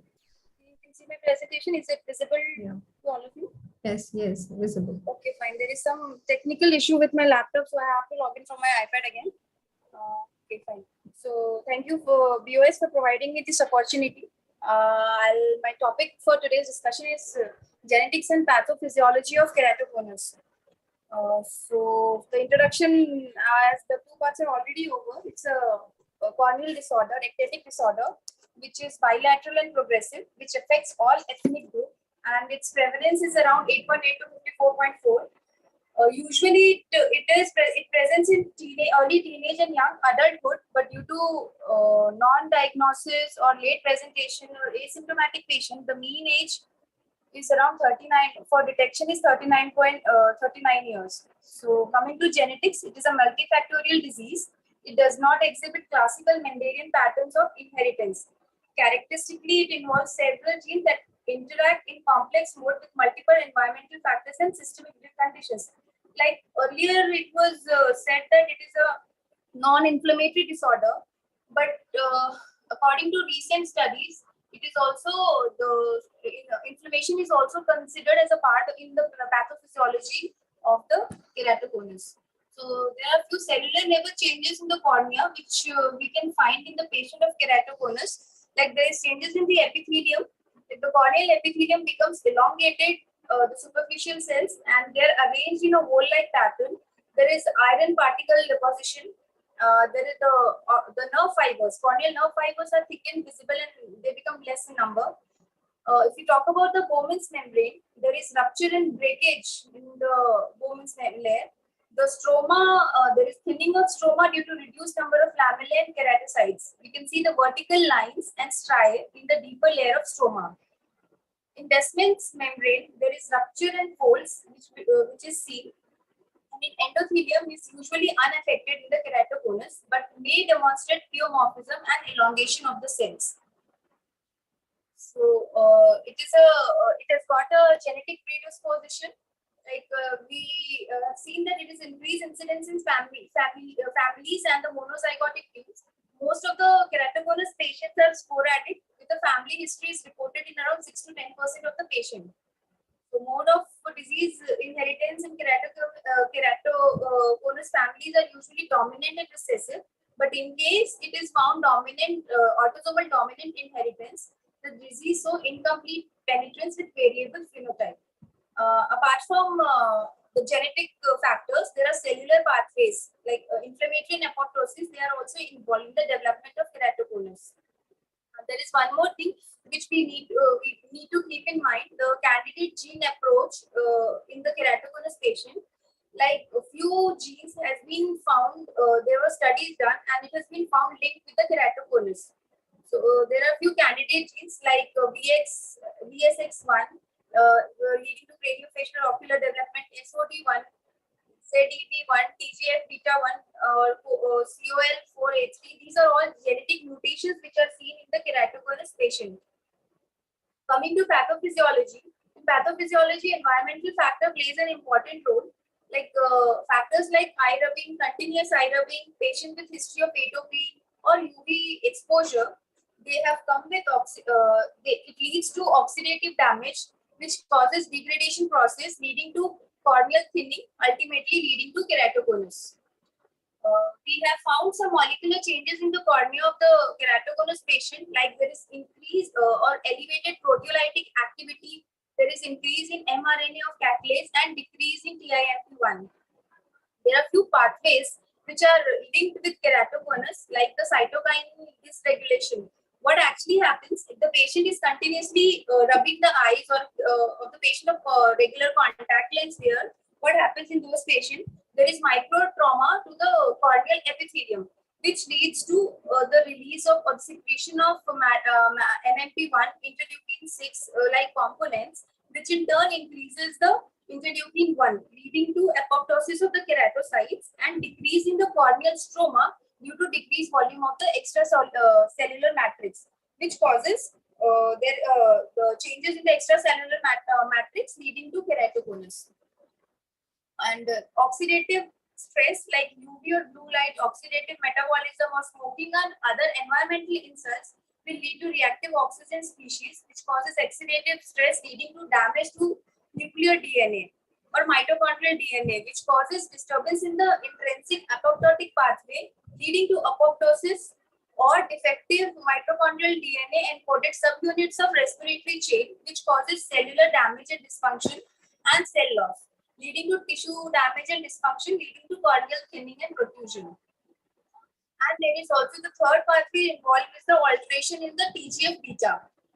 The key point to remember in the pathophysiology of keratoconus is that we have genetic mutations, which is combined with the environmental factors like contact lens, eye rubbing, atopy, UV exposure, or hormonal changes or comorbidities, which in turn these two factors altogether, they lead to molecular changes like extracellular matrix degradation, oxidative stress, inflammation, or cytokines or growth factors, leading to histopathological changes, which I have discussed already, and the biomechanical and leading to the biomechanical property changes and the corneal thinning, which in turn leads to keratoconus.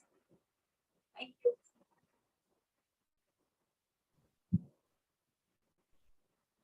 Thank you so much, Dr. Swati. I think we should move on to another next speaker so that we can take question at the end of all presentation or at the end of session. Yes, yes. Yes, Dr. Rakesh, go ahead. So moving on to next presentation by Dr. Rushmika. She is ex-fellow of LBPI and she's working in Chandigarh Eye Care. She'll be speaking on non-surgical options of managing keratoconus. Good evening, everyone. Thank you, Dr. Raki, and thank you, Bos, for giving me the opportunity, and especially Nagendra sir for getting me back to academics after a long break of 3 to 4 years. I'll be starting my presentation sharing.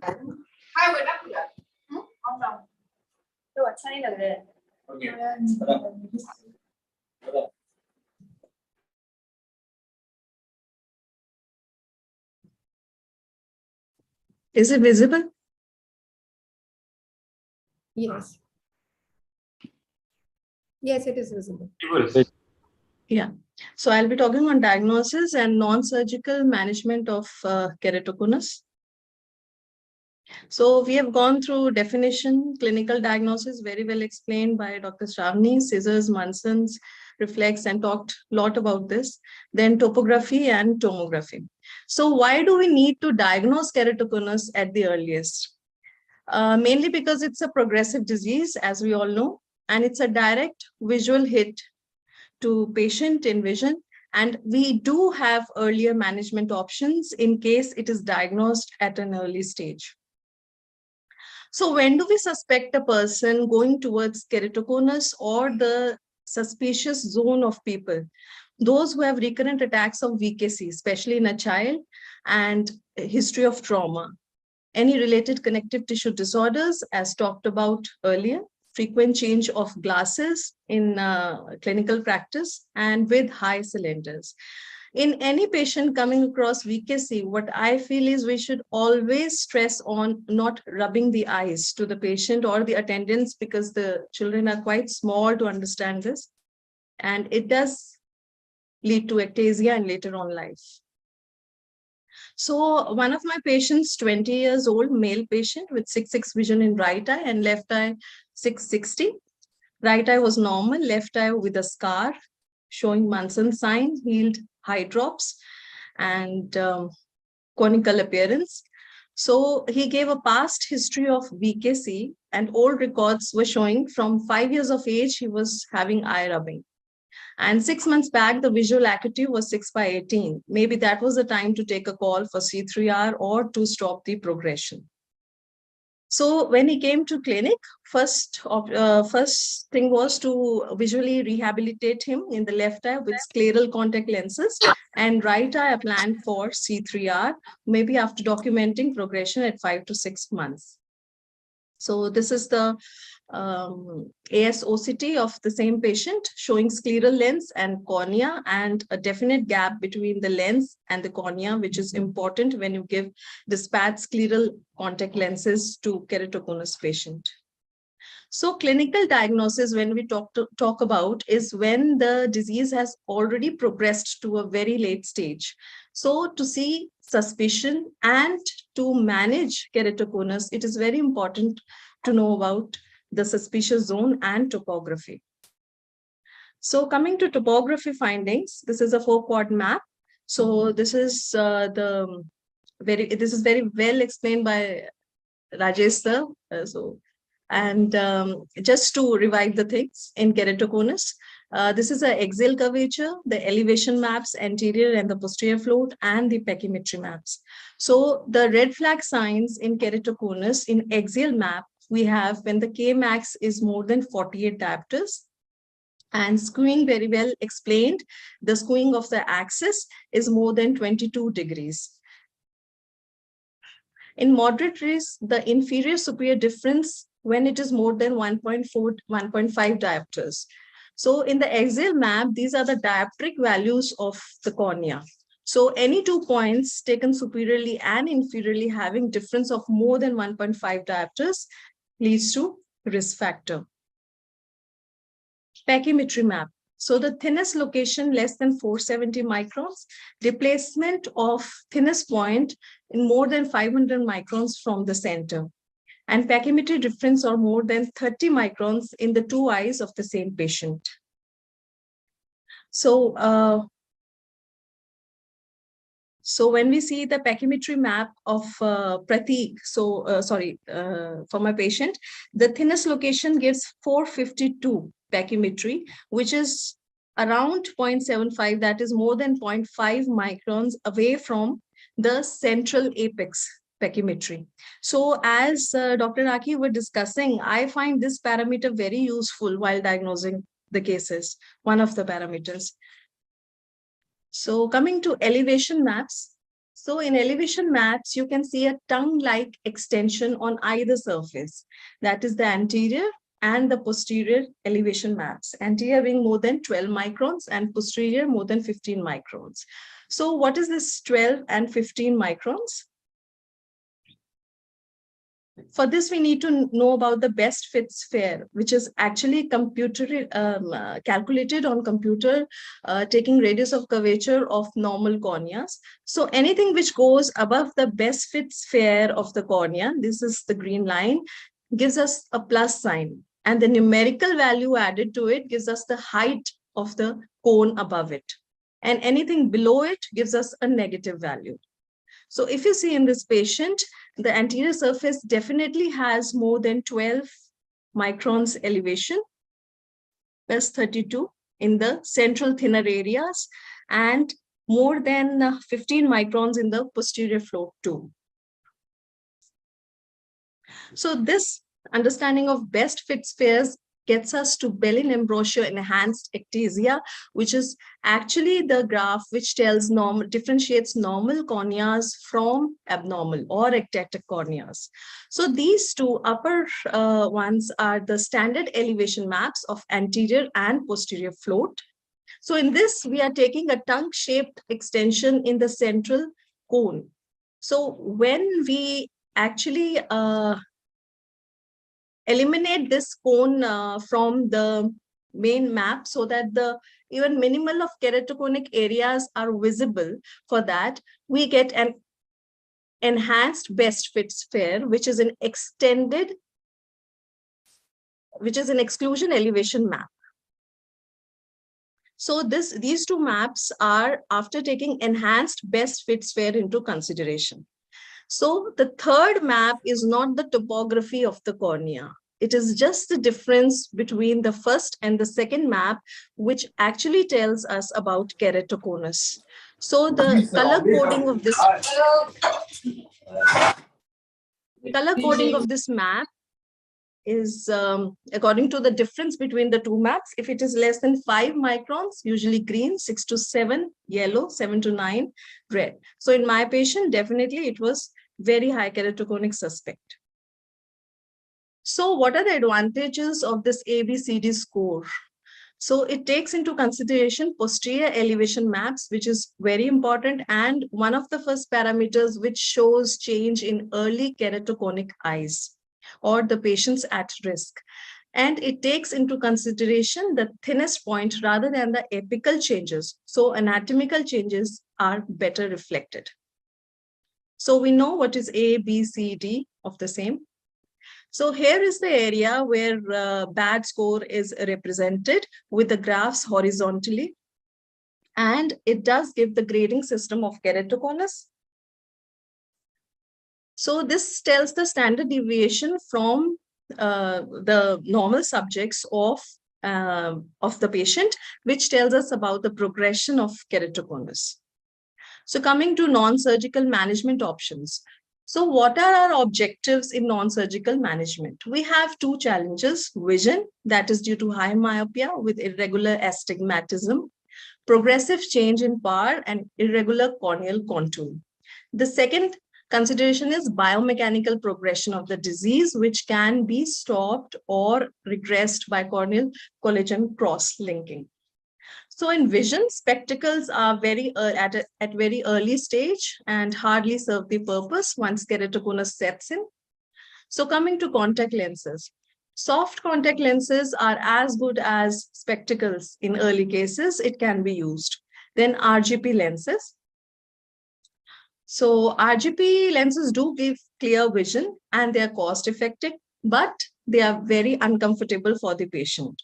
This gives good vision because it forms a tear film, a smooth refracting surface with the liquid tear lens, neutralizing corneal surface irregularities.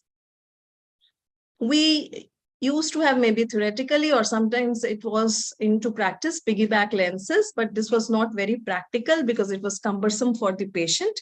So in this, a rigid lens is fixed over the hydrogel lenses.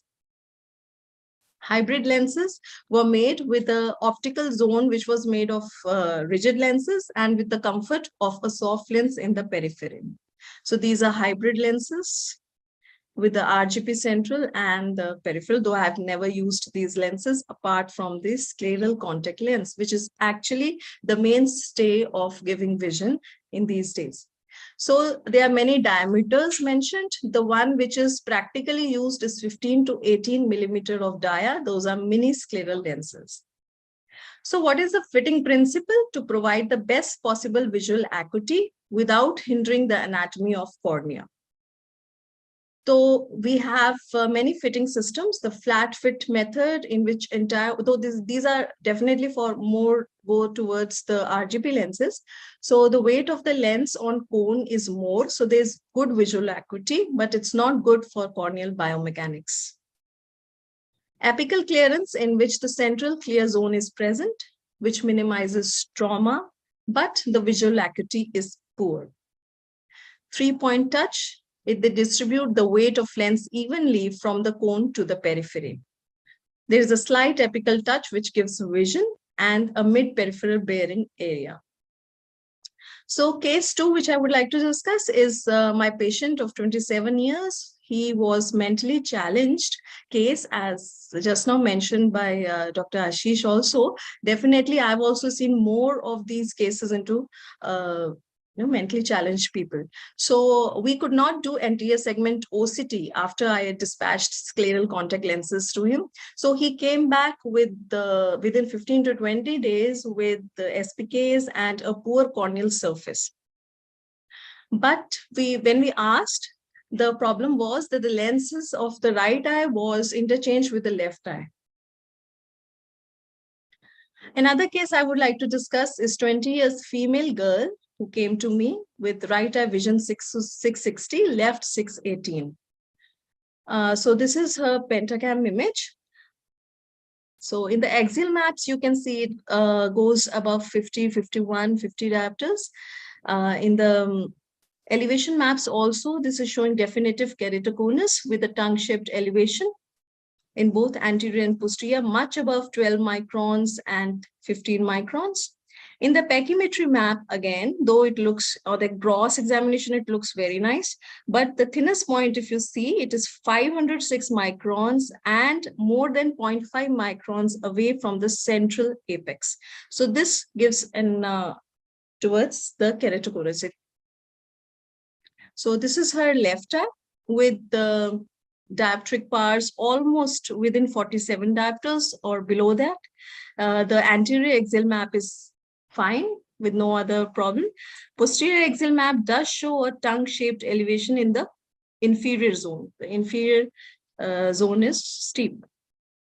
Again, Again, the pachymetry map gives a minimal elevation of 514 pachymetry from the center 0.61, that is more than 0.5 in both the x and the y-axis.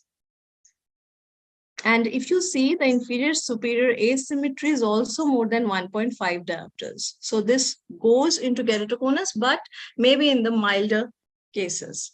So what I planned was C3R for both the eyes, since the left eye is at lesser risk, but the patient is far off from Rajasthan, and seeing her other eye advanced status, we should go for C3R in the left eye also.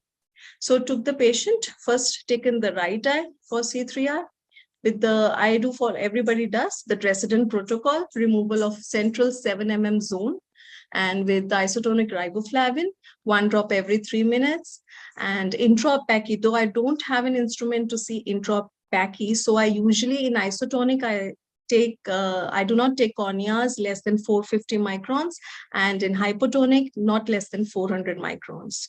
So exposure time is 30 minutes.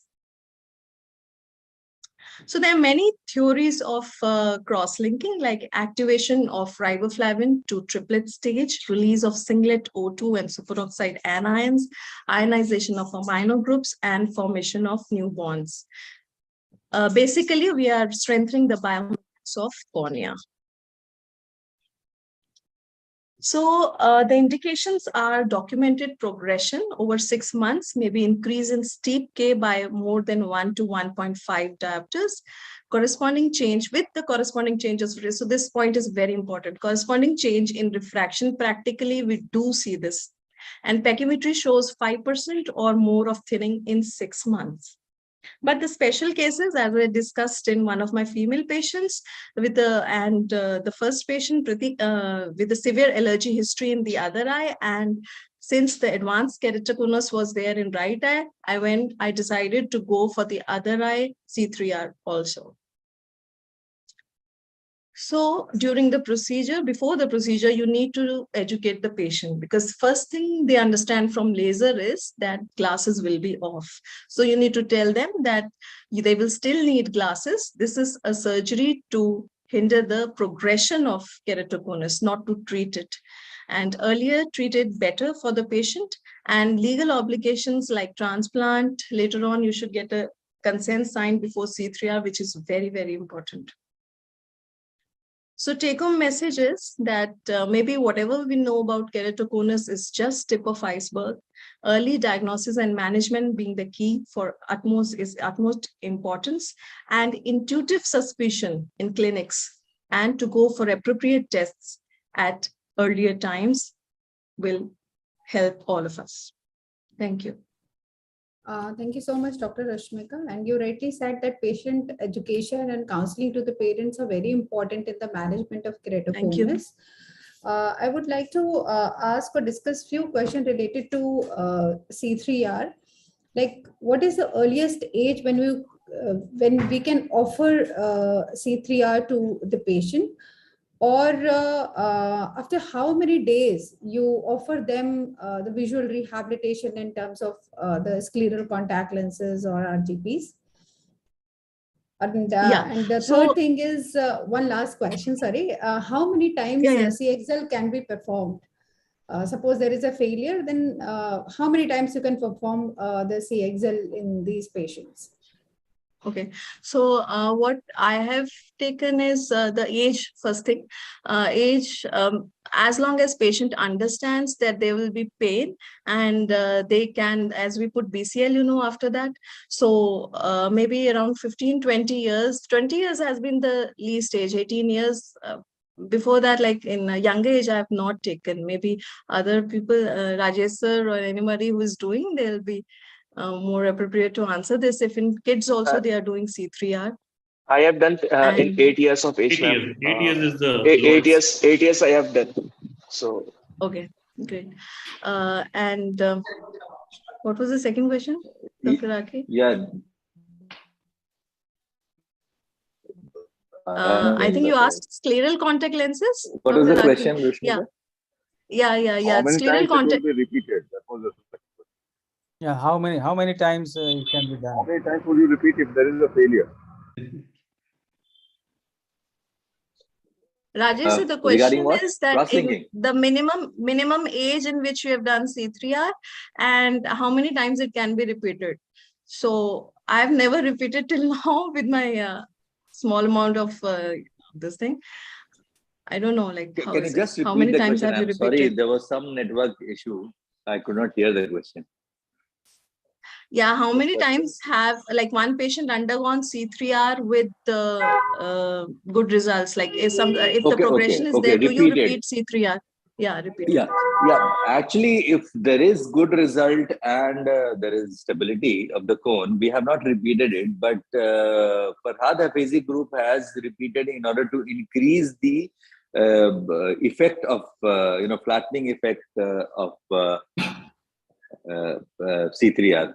So they have done it in but then again, there are only just a few cases only, and they have shown that the case conditions in cases wherein there is some effect, the further flattening effect is seen by repeat C3R. But if there is no effect of C3R, in such cases, there is no benefit of doing C3R. Like if you can repeat C3R, like I have just now initiated one study in conditions wherein C3R has worked once, but 3 years, 4 years later, again it has shown some progression. So I'm planning to do C3R in such cases. But in cases wherein C3R has not worked at all, in such cases, it is not advisable to repeat C3R. Like if somebody did not show any sign of arrest of progression, did not show any flattening, no effect of C3R. In such cases, it is not advisable to repeat C3R. And as far as the second question is concerned, younger age, I think we have done up to an age of, I think, 8 years. And one of my colleagues has done it up to 6 years also.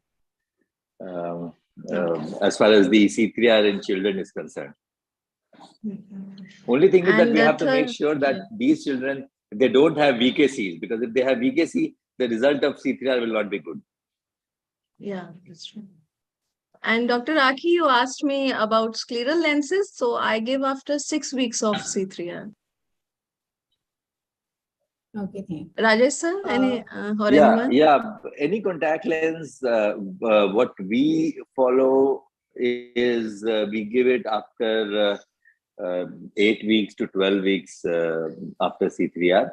Now, recently, over the last 6 to 8 months, I have started a thesis. I have given a thesis topic to one of my residents, wherein I have started fitting contact lenses within 2 weeks of cross-linking, and just want to compare it with cases wherein contact lenses have been given. I'm talking about the corneal contact lens, not scleral contact lens.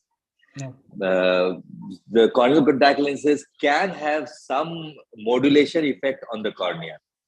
So I just want to see whether there is further accentuation of the effect of cross-linking if we give contact lens earlier on. Like in these cases, the case group, is given contact lens, corneal contact lens at around 10 to 14 days after cross-linking. Well, there is complete epithelial layering, and then you wait for 1 more week so that the surface is absolutely smooth, and then you go ahead. So in one group, I'm giving it after 14 days of C3R. In another group, I'm giving it after 8 weeks of C3R. And just want to see what are the results.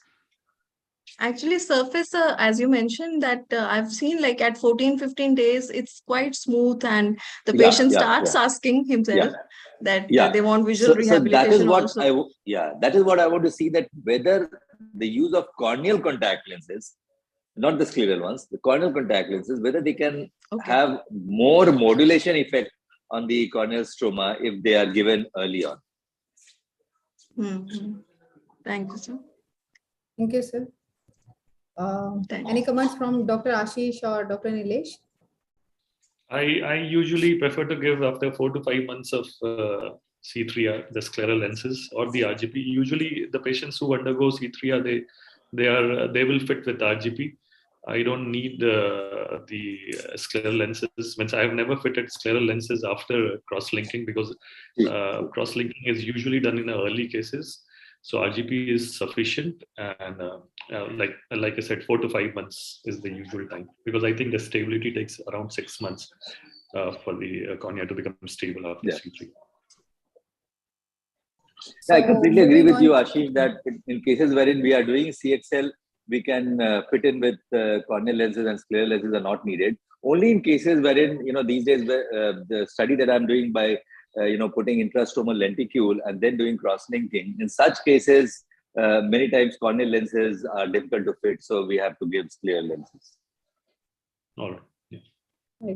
But are the patients comfortable, Dr. Ashish, with like RGP lenses? I mean, obviously, it is not comfortable as comfortable as the scleral lenses. But that's the only reason actually why I go for that.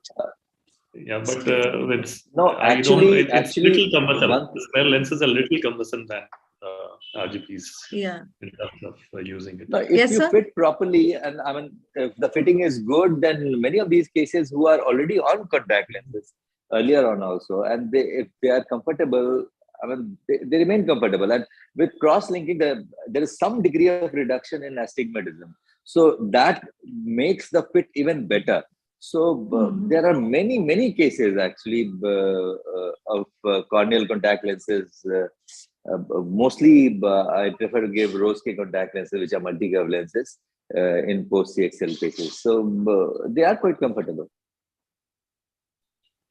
But once who wear, like I have a couple of patients who wear scleral lenses in one eye and RGPs in the other eye, they will always ask for scleral lenses in the other eye. Scleral in the other eye. Yeah, that's true.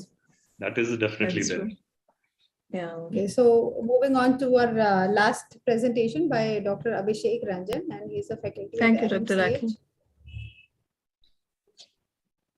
Hello, good evening. Good evening, everyone. Are my slides visible? Yes. Yes, Dr. Ranjan. Okay. So, good evening, everyone. So thanks, Bos and Nagendra sir, for giving me opportunity for presenting this talk, surgical management of keratoconus.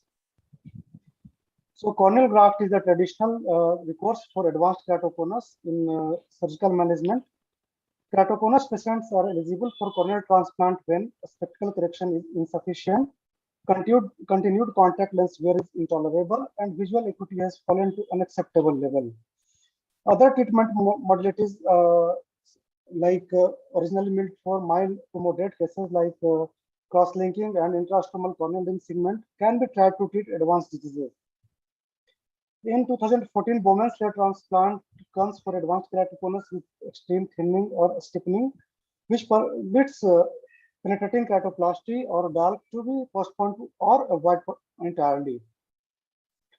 So in earlier days, surgical options that had been proposed include paracentesis of the anterior chamber, lens extraction or needling, deviation of the pupil by incarceration of the iris in a corneal incision to achieve a stenopic slit-like pupil, cone excision procedures, flattening techniques by scar formation, dot by cauterization of the conus with chemicals, electrocautery, high frequency current, or by splitting of Descemet's membrane.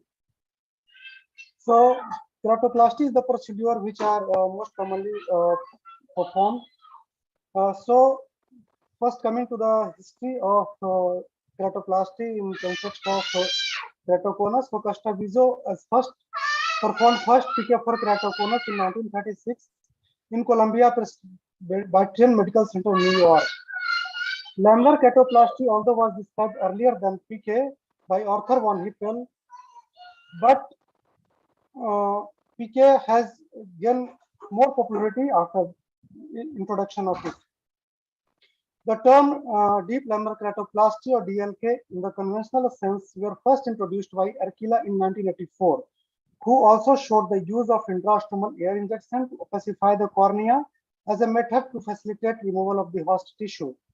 In 1999, Mellis described a technique to visualize corneal thickness and dissection depth during surgery, which created an optical interface at the posterior corneal surface by filling the anterior chamber with air completely. And in 2002, Anwar described the popular technique of big bubble technique in bearing DM by injecting air into the deep stroma to create a large bubble between a stroma and DM, and then perform this surgery. Approximately about 12 to 20% of the keratoconus patients require a corneal transplantation. DALK is becoming the preferred surgical option and representing 10 to 20% of all transplants for keratoconus, and 30% when eyes with previous hydrops are excluded from this. In UK, the transplants for keratoconus in which DALK was used increased from 10% in 1999 to 2000 to 35% in during 2007 to 8. So penetrating keratoplasty has traditionally become the surgery of choice for keratoconus, but nowadays laminar techniques are gold standard for patients with mild to moderate. Currently, elective PK is reserved for those advanced cases due to previous corneal hydrop.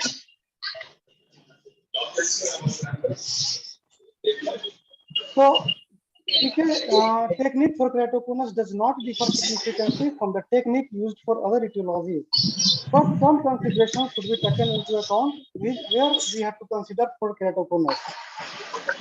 So, donor size, regarding donor size, a 7.5 to 8.5 millimeter host refine is often used and centered with the optical axis. Cone in keratoconus is often inferiorly displaced and should be fully removed to avoid residual or recurrent disease. Please everyone some noise is coming in background. Please mute others. Please mute. Cone in keratoconus is often inferiorly displaced and should be fully removed to avoid residual or recurrent diseases.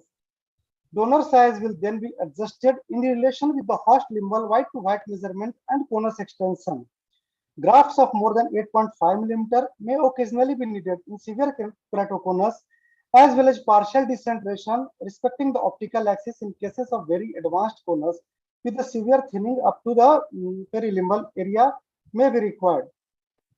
The risk of rejection increases with grafts more than 8.5 millimeter in diameter and when the graft host junction moves closer to the limbus.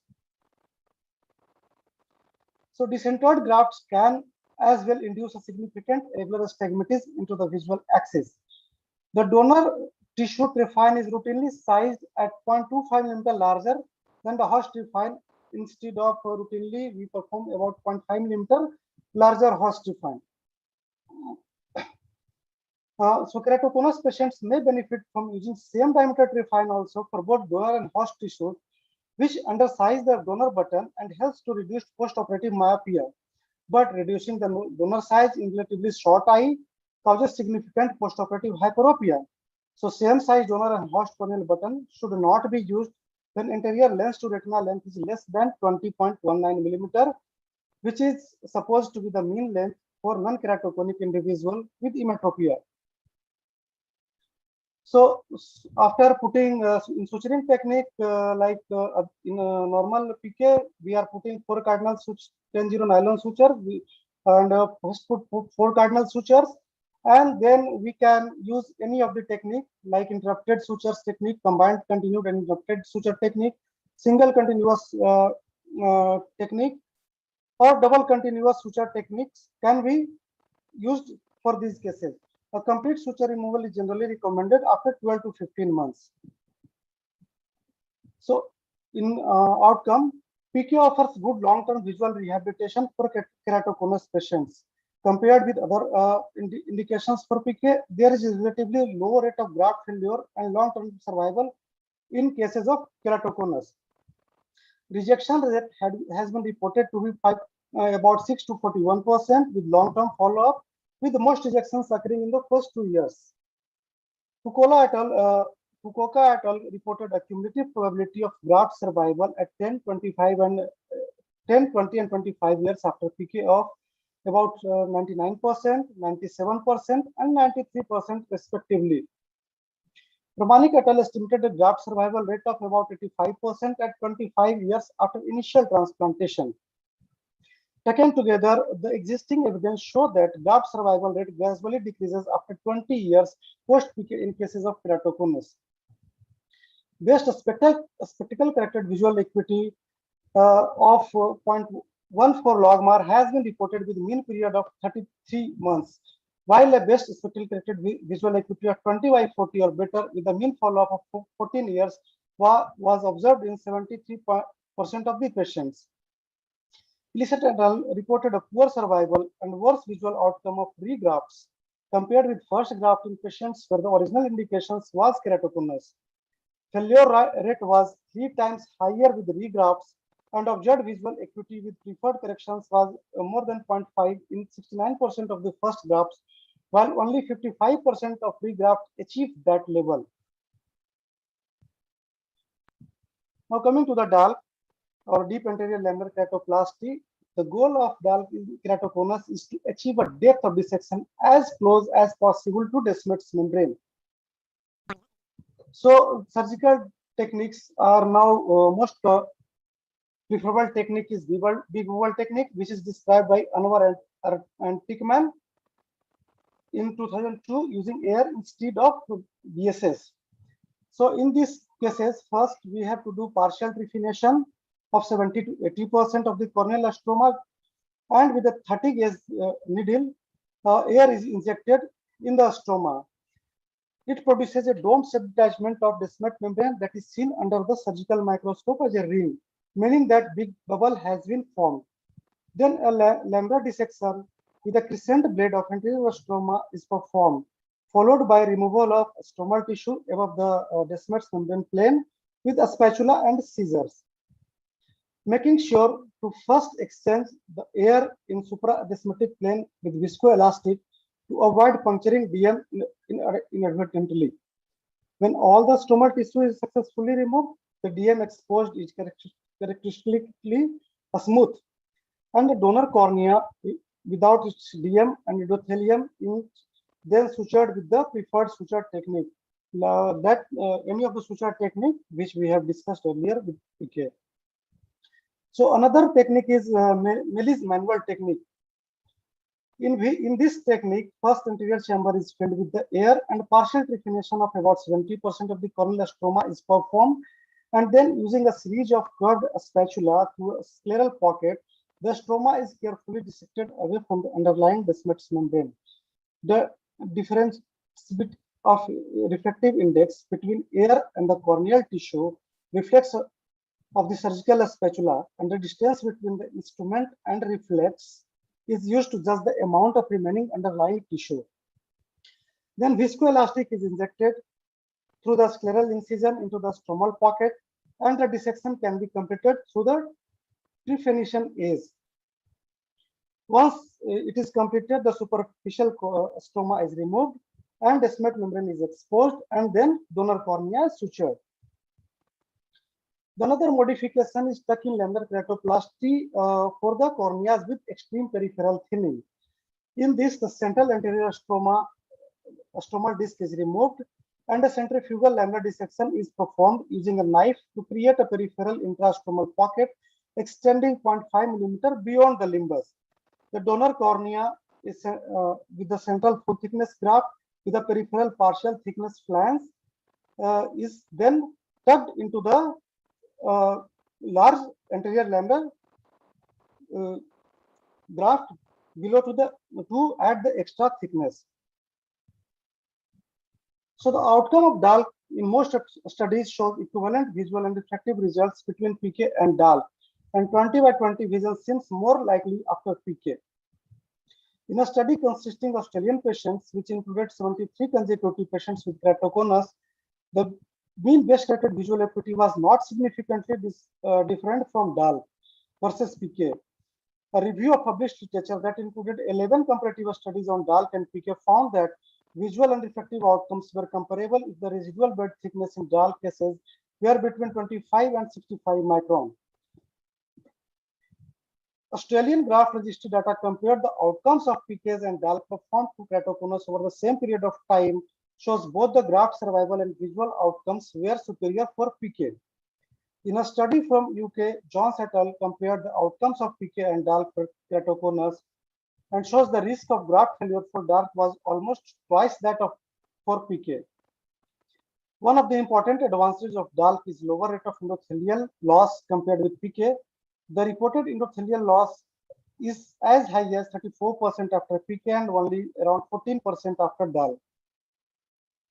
In general, despite the excellent outcome of PK, DALK may be preferred in patients with keratoconus because of the absence of risk of endothelial rejection, earlier tapering of the steroids, decreased risk of secondary glaucoma, and increased wound strength.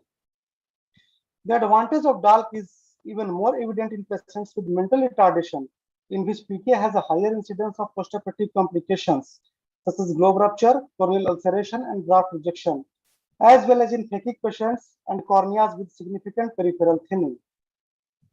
In fact, when corneal scars arise from previous hair drops, PK outcomes tend to be worse as the risk of graft rejection is higher. In these cases, manual lambda dissection for DALK is good choice, as inverse big wall technique is contraindicated owing to the high risk of perforation during surgery.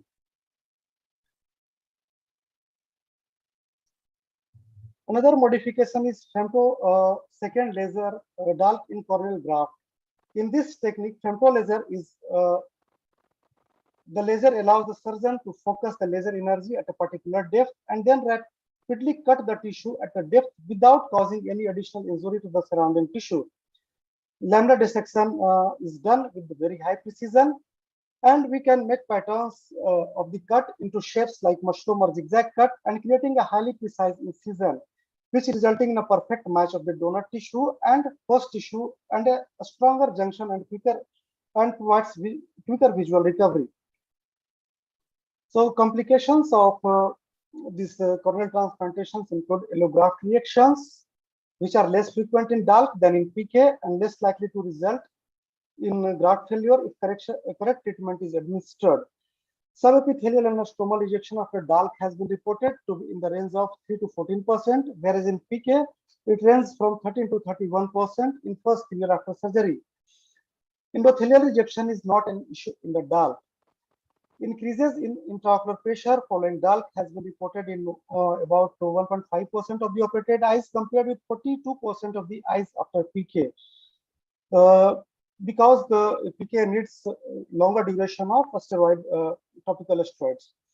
Development of glaucoma may also be up to 40% less than PK. It is attributed to the lower steroid requirement for DALK. Another complications include Urey-Zavalia syndrome. Another complications with DALK is intraoperative DM perforation, which may occur in 0 to 50% of the eyes. So surgeon inexperienced corneal scarring near DM and advanced ataxia with corneal thickness of less than 250 micron increases the risk of intraoperative perforation.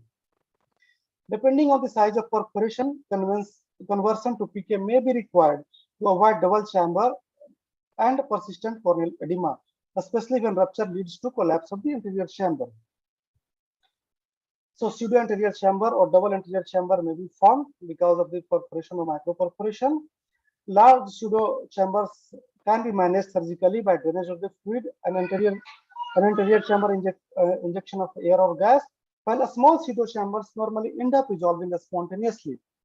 Another complications may be interface keratitis, mainly caused by Candida or Klebsiella pneumoniae, and non-tuberculous mycobacterium. So conservative treatment is usually unsuccessful in these cases, and most cases need a therapeutic PK. Interface vascularization is another complication because of the inflammatory, infective, and traumatic episodes, which can be treated with bevacizumab injection. So now newer techniques had been described called tissue sparing surgical techniques. So in this is bone layer transplantation, which is described by Melis et al. Where isolated bone layer is transplanted into a mediastoma manually dissected through the corneal pocket in patients with an advanced keratoconus. A modification involves the insertion of graft as only in the subepithelial area. So modest improvement in the maximum keratometry and best expected corrected visual acuity was seen, but an unchanged best corrected lens corrected visual acuity was there. So the pioneers of these bone layer transplantations are Dr. Parker from the USA and Dr. Melis from Netherlands. So just a short surgical video, which is taken from YouTube, and after removal of the epithelium, air is injected in the beneath the bone layer. After peripheral scrolling, the bone layer is dissected with the crescent, and bone layer lenticule is prepared. Then a recipient is prepared with the laminar dissection from superior scleral tunnel, and it is extended to the entire laminar depth. Then placement of donor bone layer is done with the help of glide, and it is sprayed into the laminar pocket, and it is unscrolled. So indications of this surgery is advanced keratoconus, unsuitable for CXL or intracorneal ring segment, or patients who are intolerant to contact lenses but without visually significant corneal scars and therefore good best contact lens corrected visual acuity. It halts the keratoconus progression and provides flattening with the 5-year progression or complication-free estimated survival rate of 84%. No study to date has reported any immune rejection episode, partly owing to the acellularity of the Bowman's membrane. So to reduce the likelihood of microperforation during manual dissection, a femtosecond laser has been used for creation of the stromal pocket. More recently, visualization of dissection plane could be improved with the use of an intraoperative OCT. Additive keratoplasty is another technique which comprises of femtosecond laser assisted insertion of corneal lamella, which is prepared from donor cornea or harvested during a lenticule extraction procedure like SMILE into an ectatic cornea. This procedure aims to increase corneal thickness, provides flattening in the conic area, and increasing biomechanical stability. Advantages of this technique include reduced immune reaction, minimal invasiveness, and shorter surgery as opposed to bulk or full thickness grafts. In a preliminary study, it is demonstrated that effect of lenticule addition keratoplasty in non-progressive advanced stage keratoconus size with improvement in visual acuity, corneal curvature, and corneal thickness. Using a slightly different lenticule shape, Jean et al. Compared lenticule addition keratoplasty and PK in progressing eyes and have found that lenticule addition keratoplasty enabled better visual and biomechanical outcomes. Another technique is intracorneal ring segments. It's a method for flattening the cornea that is too steep and making patient more contact lens tolerant. The procedure is good for contact lens intolerant patient to avoid or defer corneal transplantation, and if K reading is less than 58 diopter. It is approved for treatment of mild to moderate keratoconus who are contact lens intolerant. So patient must have a clear central cornea and corneal thickness of more than 450 micron and approximately at 7 millimeter optical zone. Intacs have two 150-degree PMMA segment that are surgically placed in peripheral cornea at 2/3 corneal depth. Intacs come in thickness ranging from 0.25 to 0.45 millimeter in 0.05 millimeter increments, and according to the algorithm, choice is done of the diameter of the diameter of the intacs. It corrects the myopia and irregular astigmatism by producing a mechanical flattening at central cone. The advantages of intacs include removal of corneal tissues are not required. There is no intraocular incision. Central cornea is untouched. Postoperatively, most patients need spectacles or contact lenses for best correct vision, but with flatter corneas and so better lens fitting. This procedure is reversible if the patient does not gain the expected results. So intacs implantation with femtosecond laser, it allows realization with the very high accuracy of individualized shape and size of the corneal tunnel. So with this technique, intrastromal cuts can be performed easily. Intraoperative stress on the cornea is minimal and infection risk is significantly reduced. Another technique is Kera ring. Kera ring are tiny plastic semicircular rings which is surgically implanted into the cornea to flatten the corneal surface and improve the vision. It improves the contact lens wear in most patients. It is not suitable for all keratoconus patients. It doesn't affect the central optic zone. It does not involve the removal of any tissue and can be reversed if the vision changes. So, mechanism of action of Kera ring is cornea acts as a tent with the curved top. If you push out the sides of the tent, the top flattens. So, similarly, the Kera ring are placed in sides of the cornea and they flatten the cornea.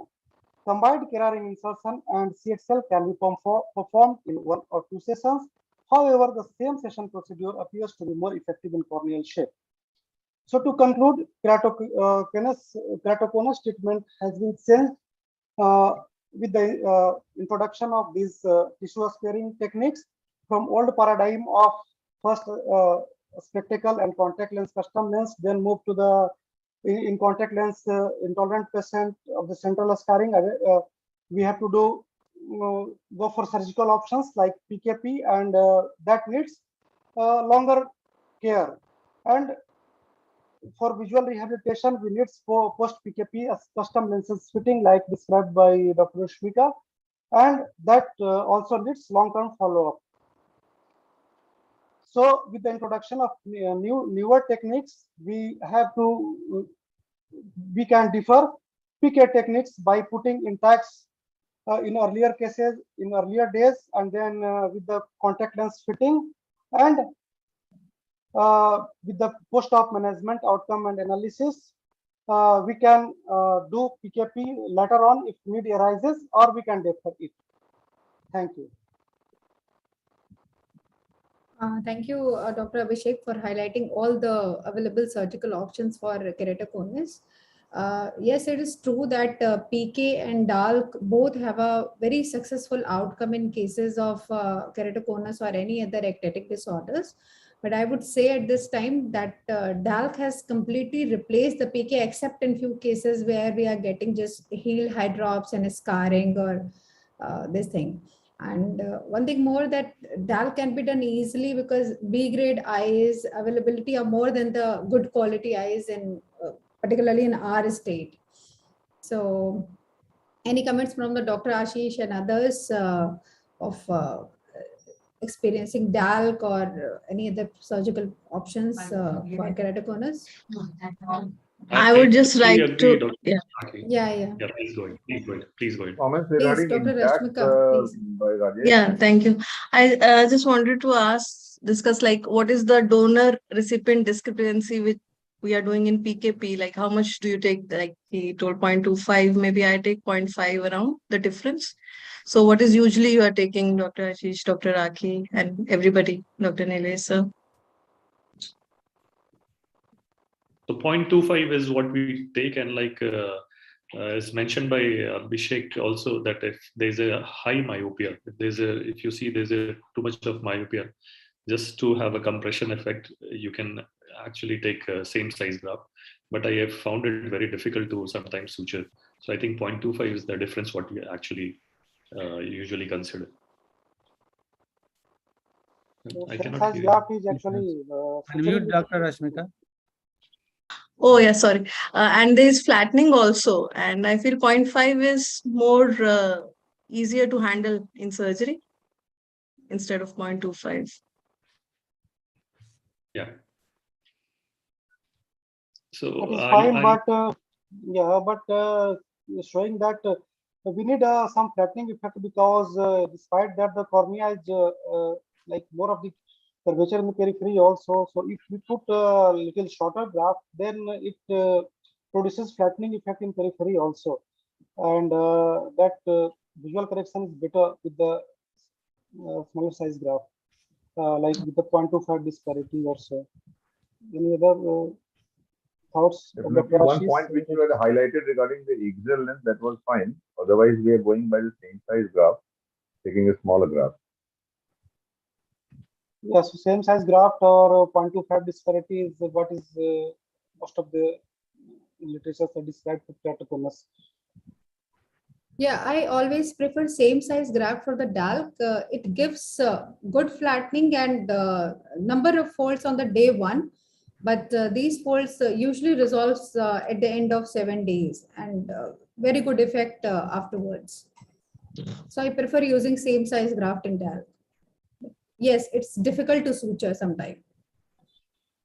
Yeah, but still same size. We prefer same size, but yes, 0.25 disparity, what you have said, that people have said right now.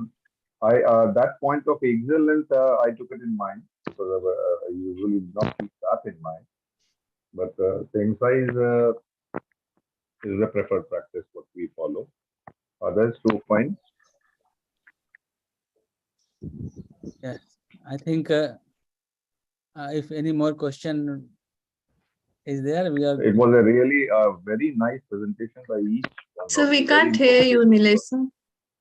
Everyone, I mean, those who were presented, those who are not attended have missed it. That is what all I can say. Actually, keratoconus was the topic which seems to be very uninteresting, but our presenters or deliver discussion made it even more interesting and interesting. Nagendra, keratoconus is a very important topic. Thank you, sir. This is very important. That's why I have chosen so far. We are missing many of those keratoconus because of the screening, the incidence what Dr. Rumka had pointed out. I'm not increasing because of we are diagnosing more. And I was Sir, at this point, I would just like to add that because of this increasing importance of this corneal changes, we are going to elaborate more on corneal topography next week. So that will be the physical meeting. So I'm taking this opportunity. It's inadvertent, it was unintended, but somehow it happened. So I just invite you all that next week we will going in depth of corneal topography, and so that when we go back, we have designed it in a way that we are richer for corneal topography. Nagendra, I hope recorded version is circulated in all the groups so that people who have missed, they can listen to and become wiser by listening to the speakers. Yes, sir. Yes, sir. Yes, sir. Fortunately, all cornea people are here. I've really read somewhere that keratoconus is the second most common condition for corneal transplantation. Anybody will like to comment on this? Is it the second indication for corneal transplantation globally? Not in our country, sir. Sir, it depends on the geographical location. Like it in was India. written it is globally. Agreed. That depends on geographical location, but nowadays with the introduction of various non-keratoconus sparing techniques like women's not in this part of the world. Yeah. By that So I in fact- mean that in fact is practicing, many keratoconus cases are not detected early and not treated early. If treated early, they will not need corneal transplantation. Gradually, we are acquiring more and more corneal tomographers among us. We are now also enriched with Sirius Plus. So more and more diagnostic modality will add on, and you will detect more and more. That is what I find. The most important thing for early diagnosis is a clinical diagnosis in a setup which does not have anything. Like what I heard, if you see a corneal scissor reflex and retinoscopy, if the patient is young, if the patient is suffering from allergy, there's a frequent change of glass. I mean, these are the common things which everybody should know, and that should trigger some kind of a suspicion for keratoconus, and then subject the patient to the investigation. Because corneal cross-linking, collagen cross-linking is only effective in early keratoconus, I think. Intermediate, I suppose. Moderate. Early to moderate cases. Moderate. Okay. I think Early to moderate. So it's 10, we have 16, and discussed a 32 lot. I people are think logged in, sir. Dr. Raki has beautifully moderated the session, and I'm thankful to you, Dr. Raki, and Dr. Thank you, sir. Speaker, Dr. Rajesh Sinha. And also I want to convey my special thanks to Dr. Sujit, who extended his post meeting to next date and giving me this opportunity. It's all, sir, society, and we all are for society, sir. It's nothing, sir. And Nagendra, we are looking forward to another webinar, ARC webinar. Dr. Ravi is there. Thanks, everybody. Another common topic. Yeah. Yes, sir. Yes, sir. We have definitely good one in the next meeting. So I request upon Dr. Ravi Ranjan to give the vote of thanks if everybody. Thank you, Narendra Bos, for choosing me to say thank you.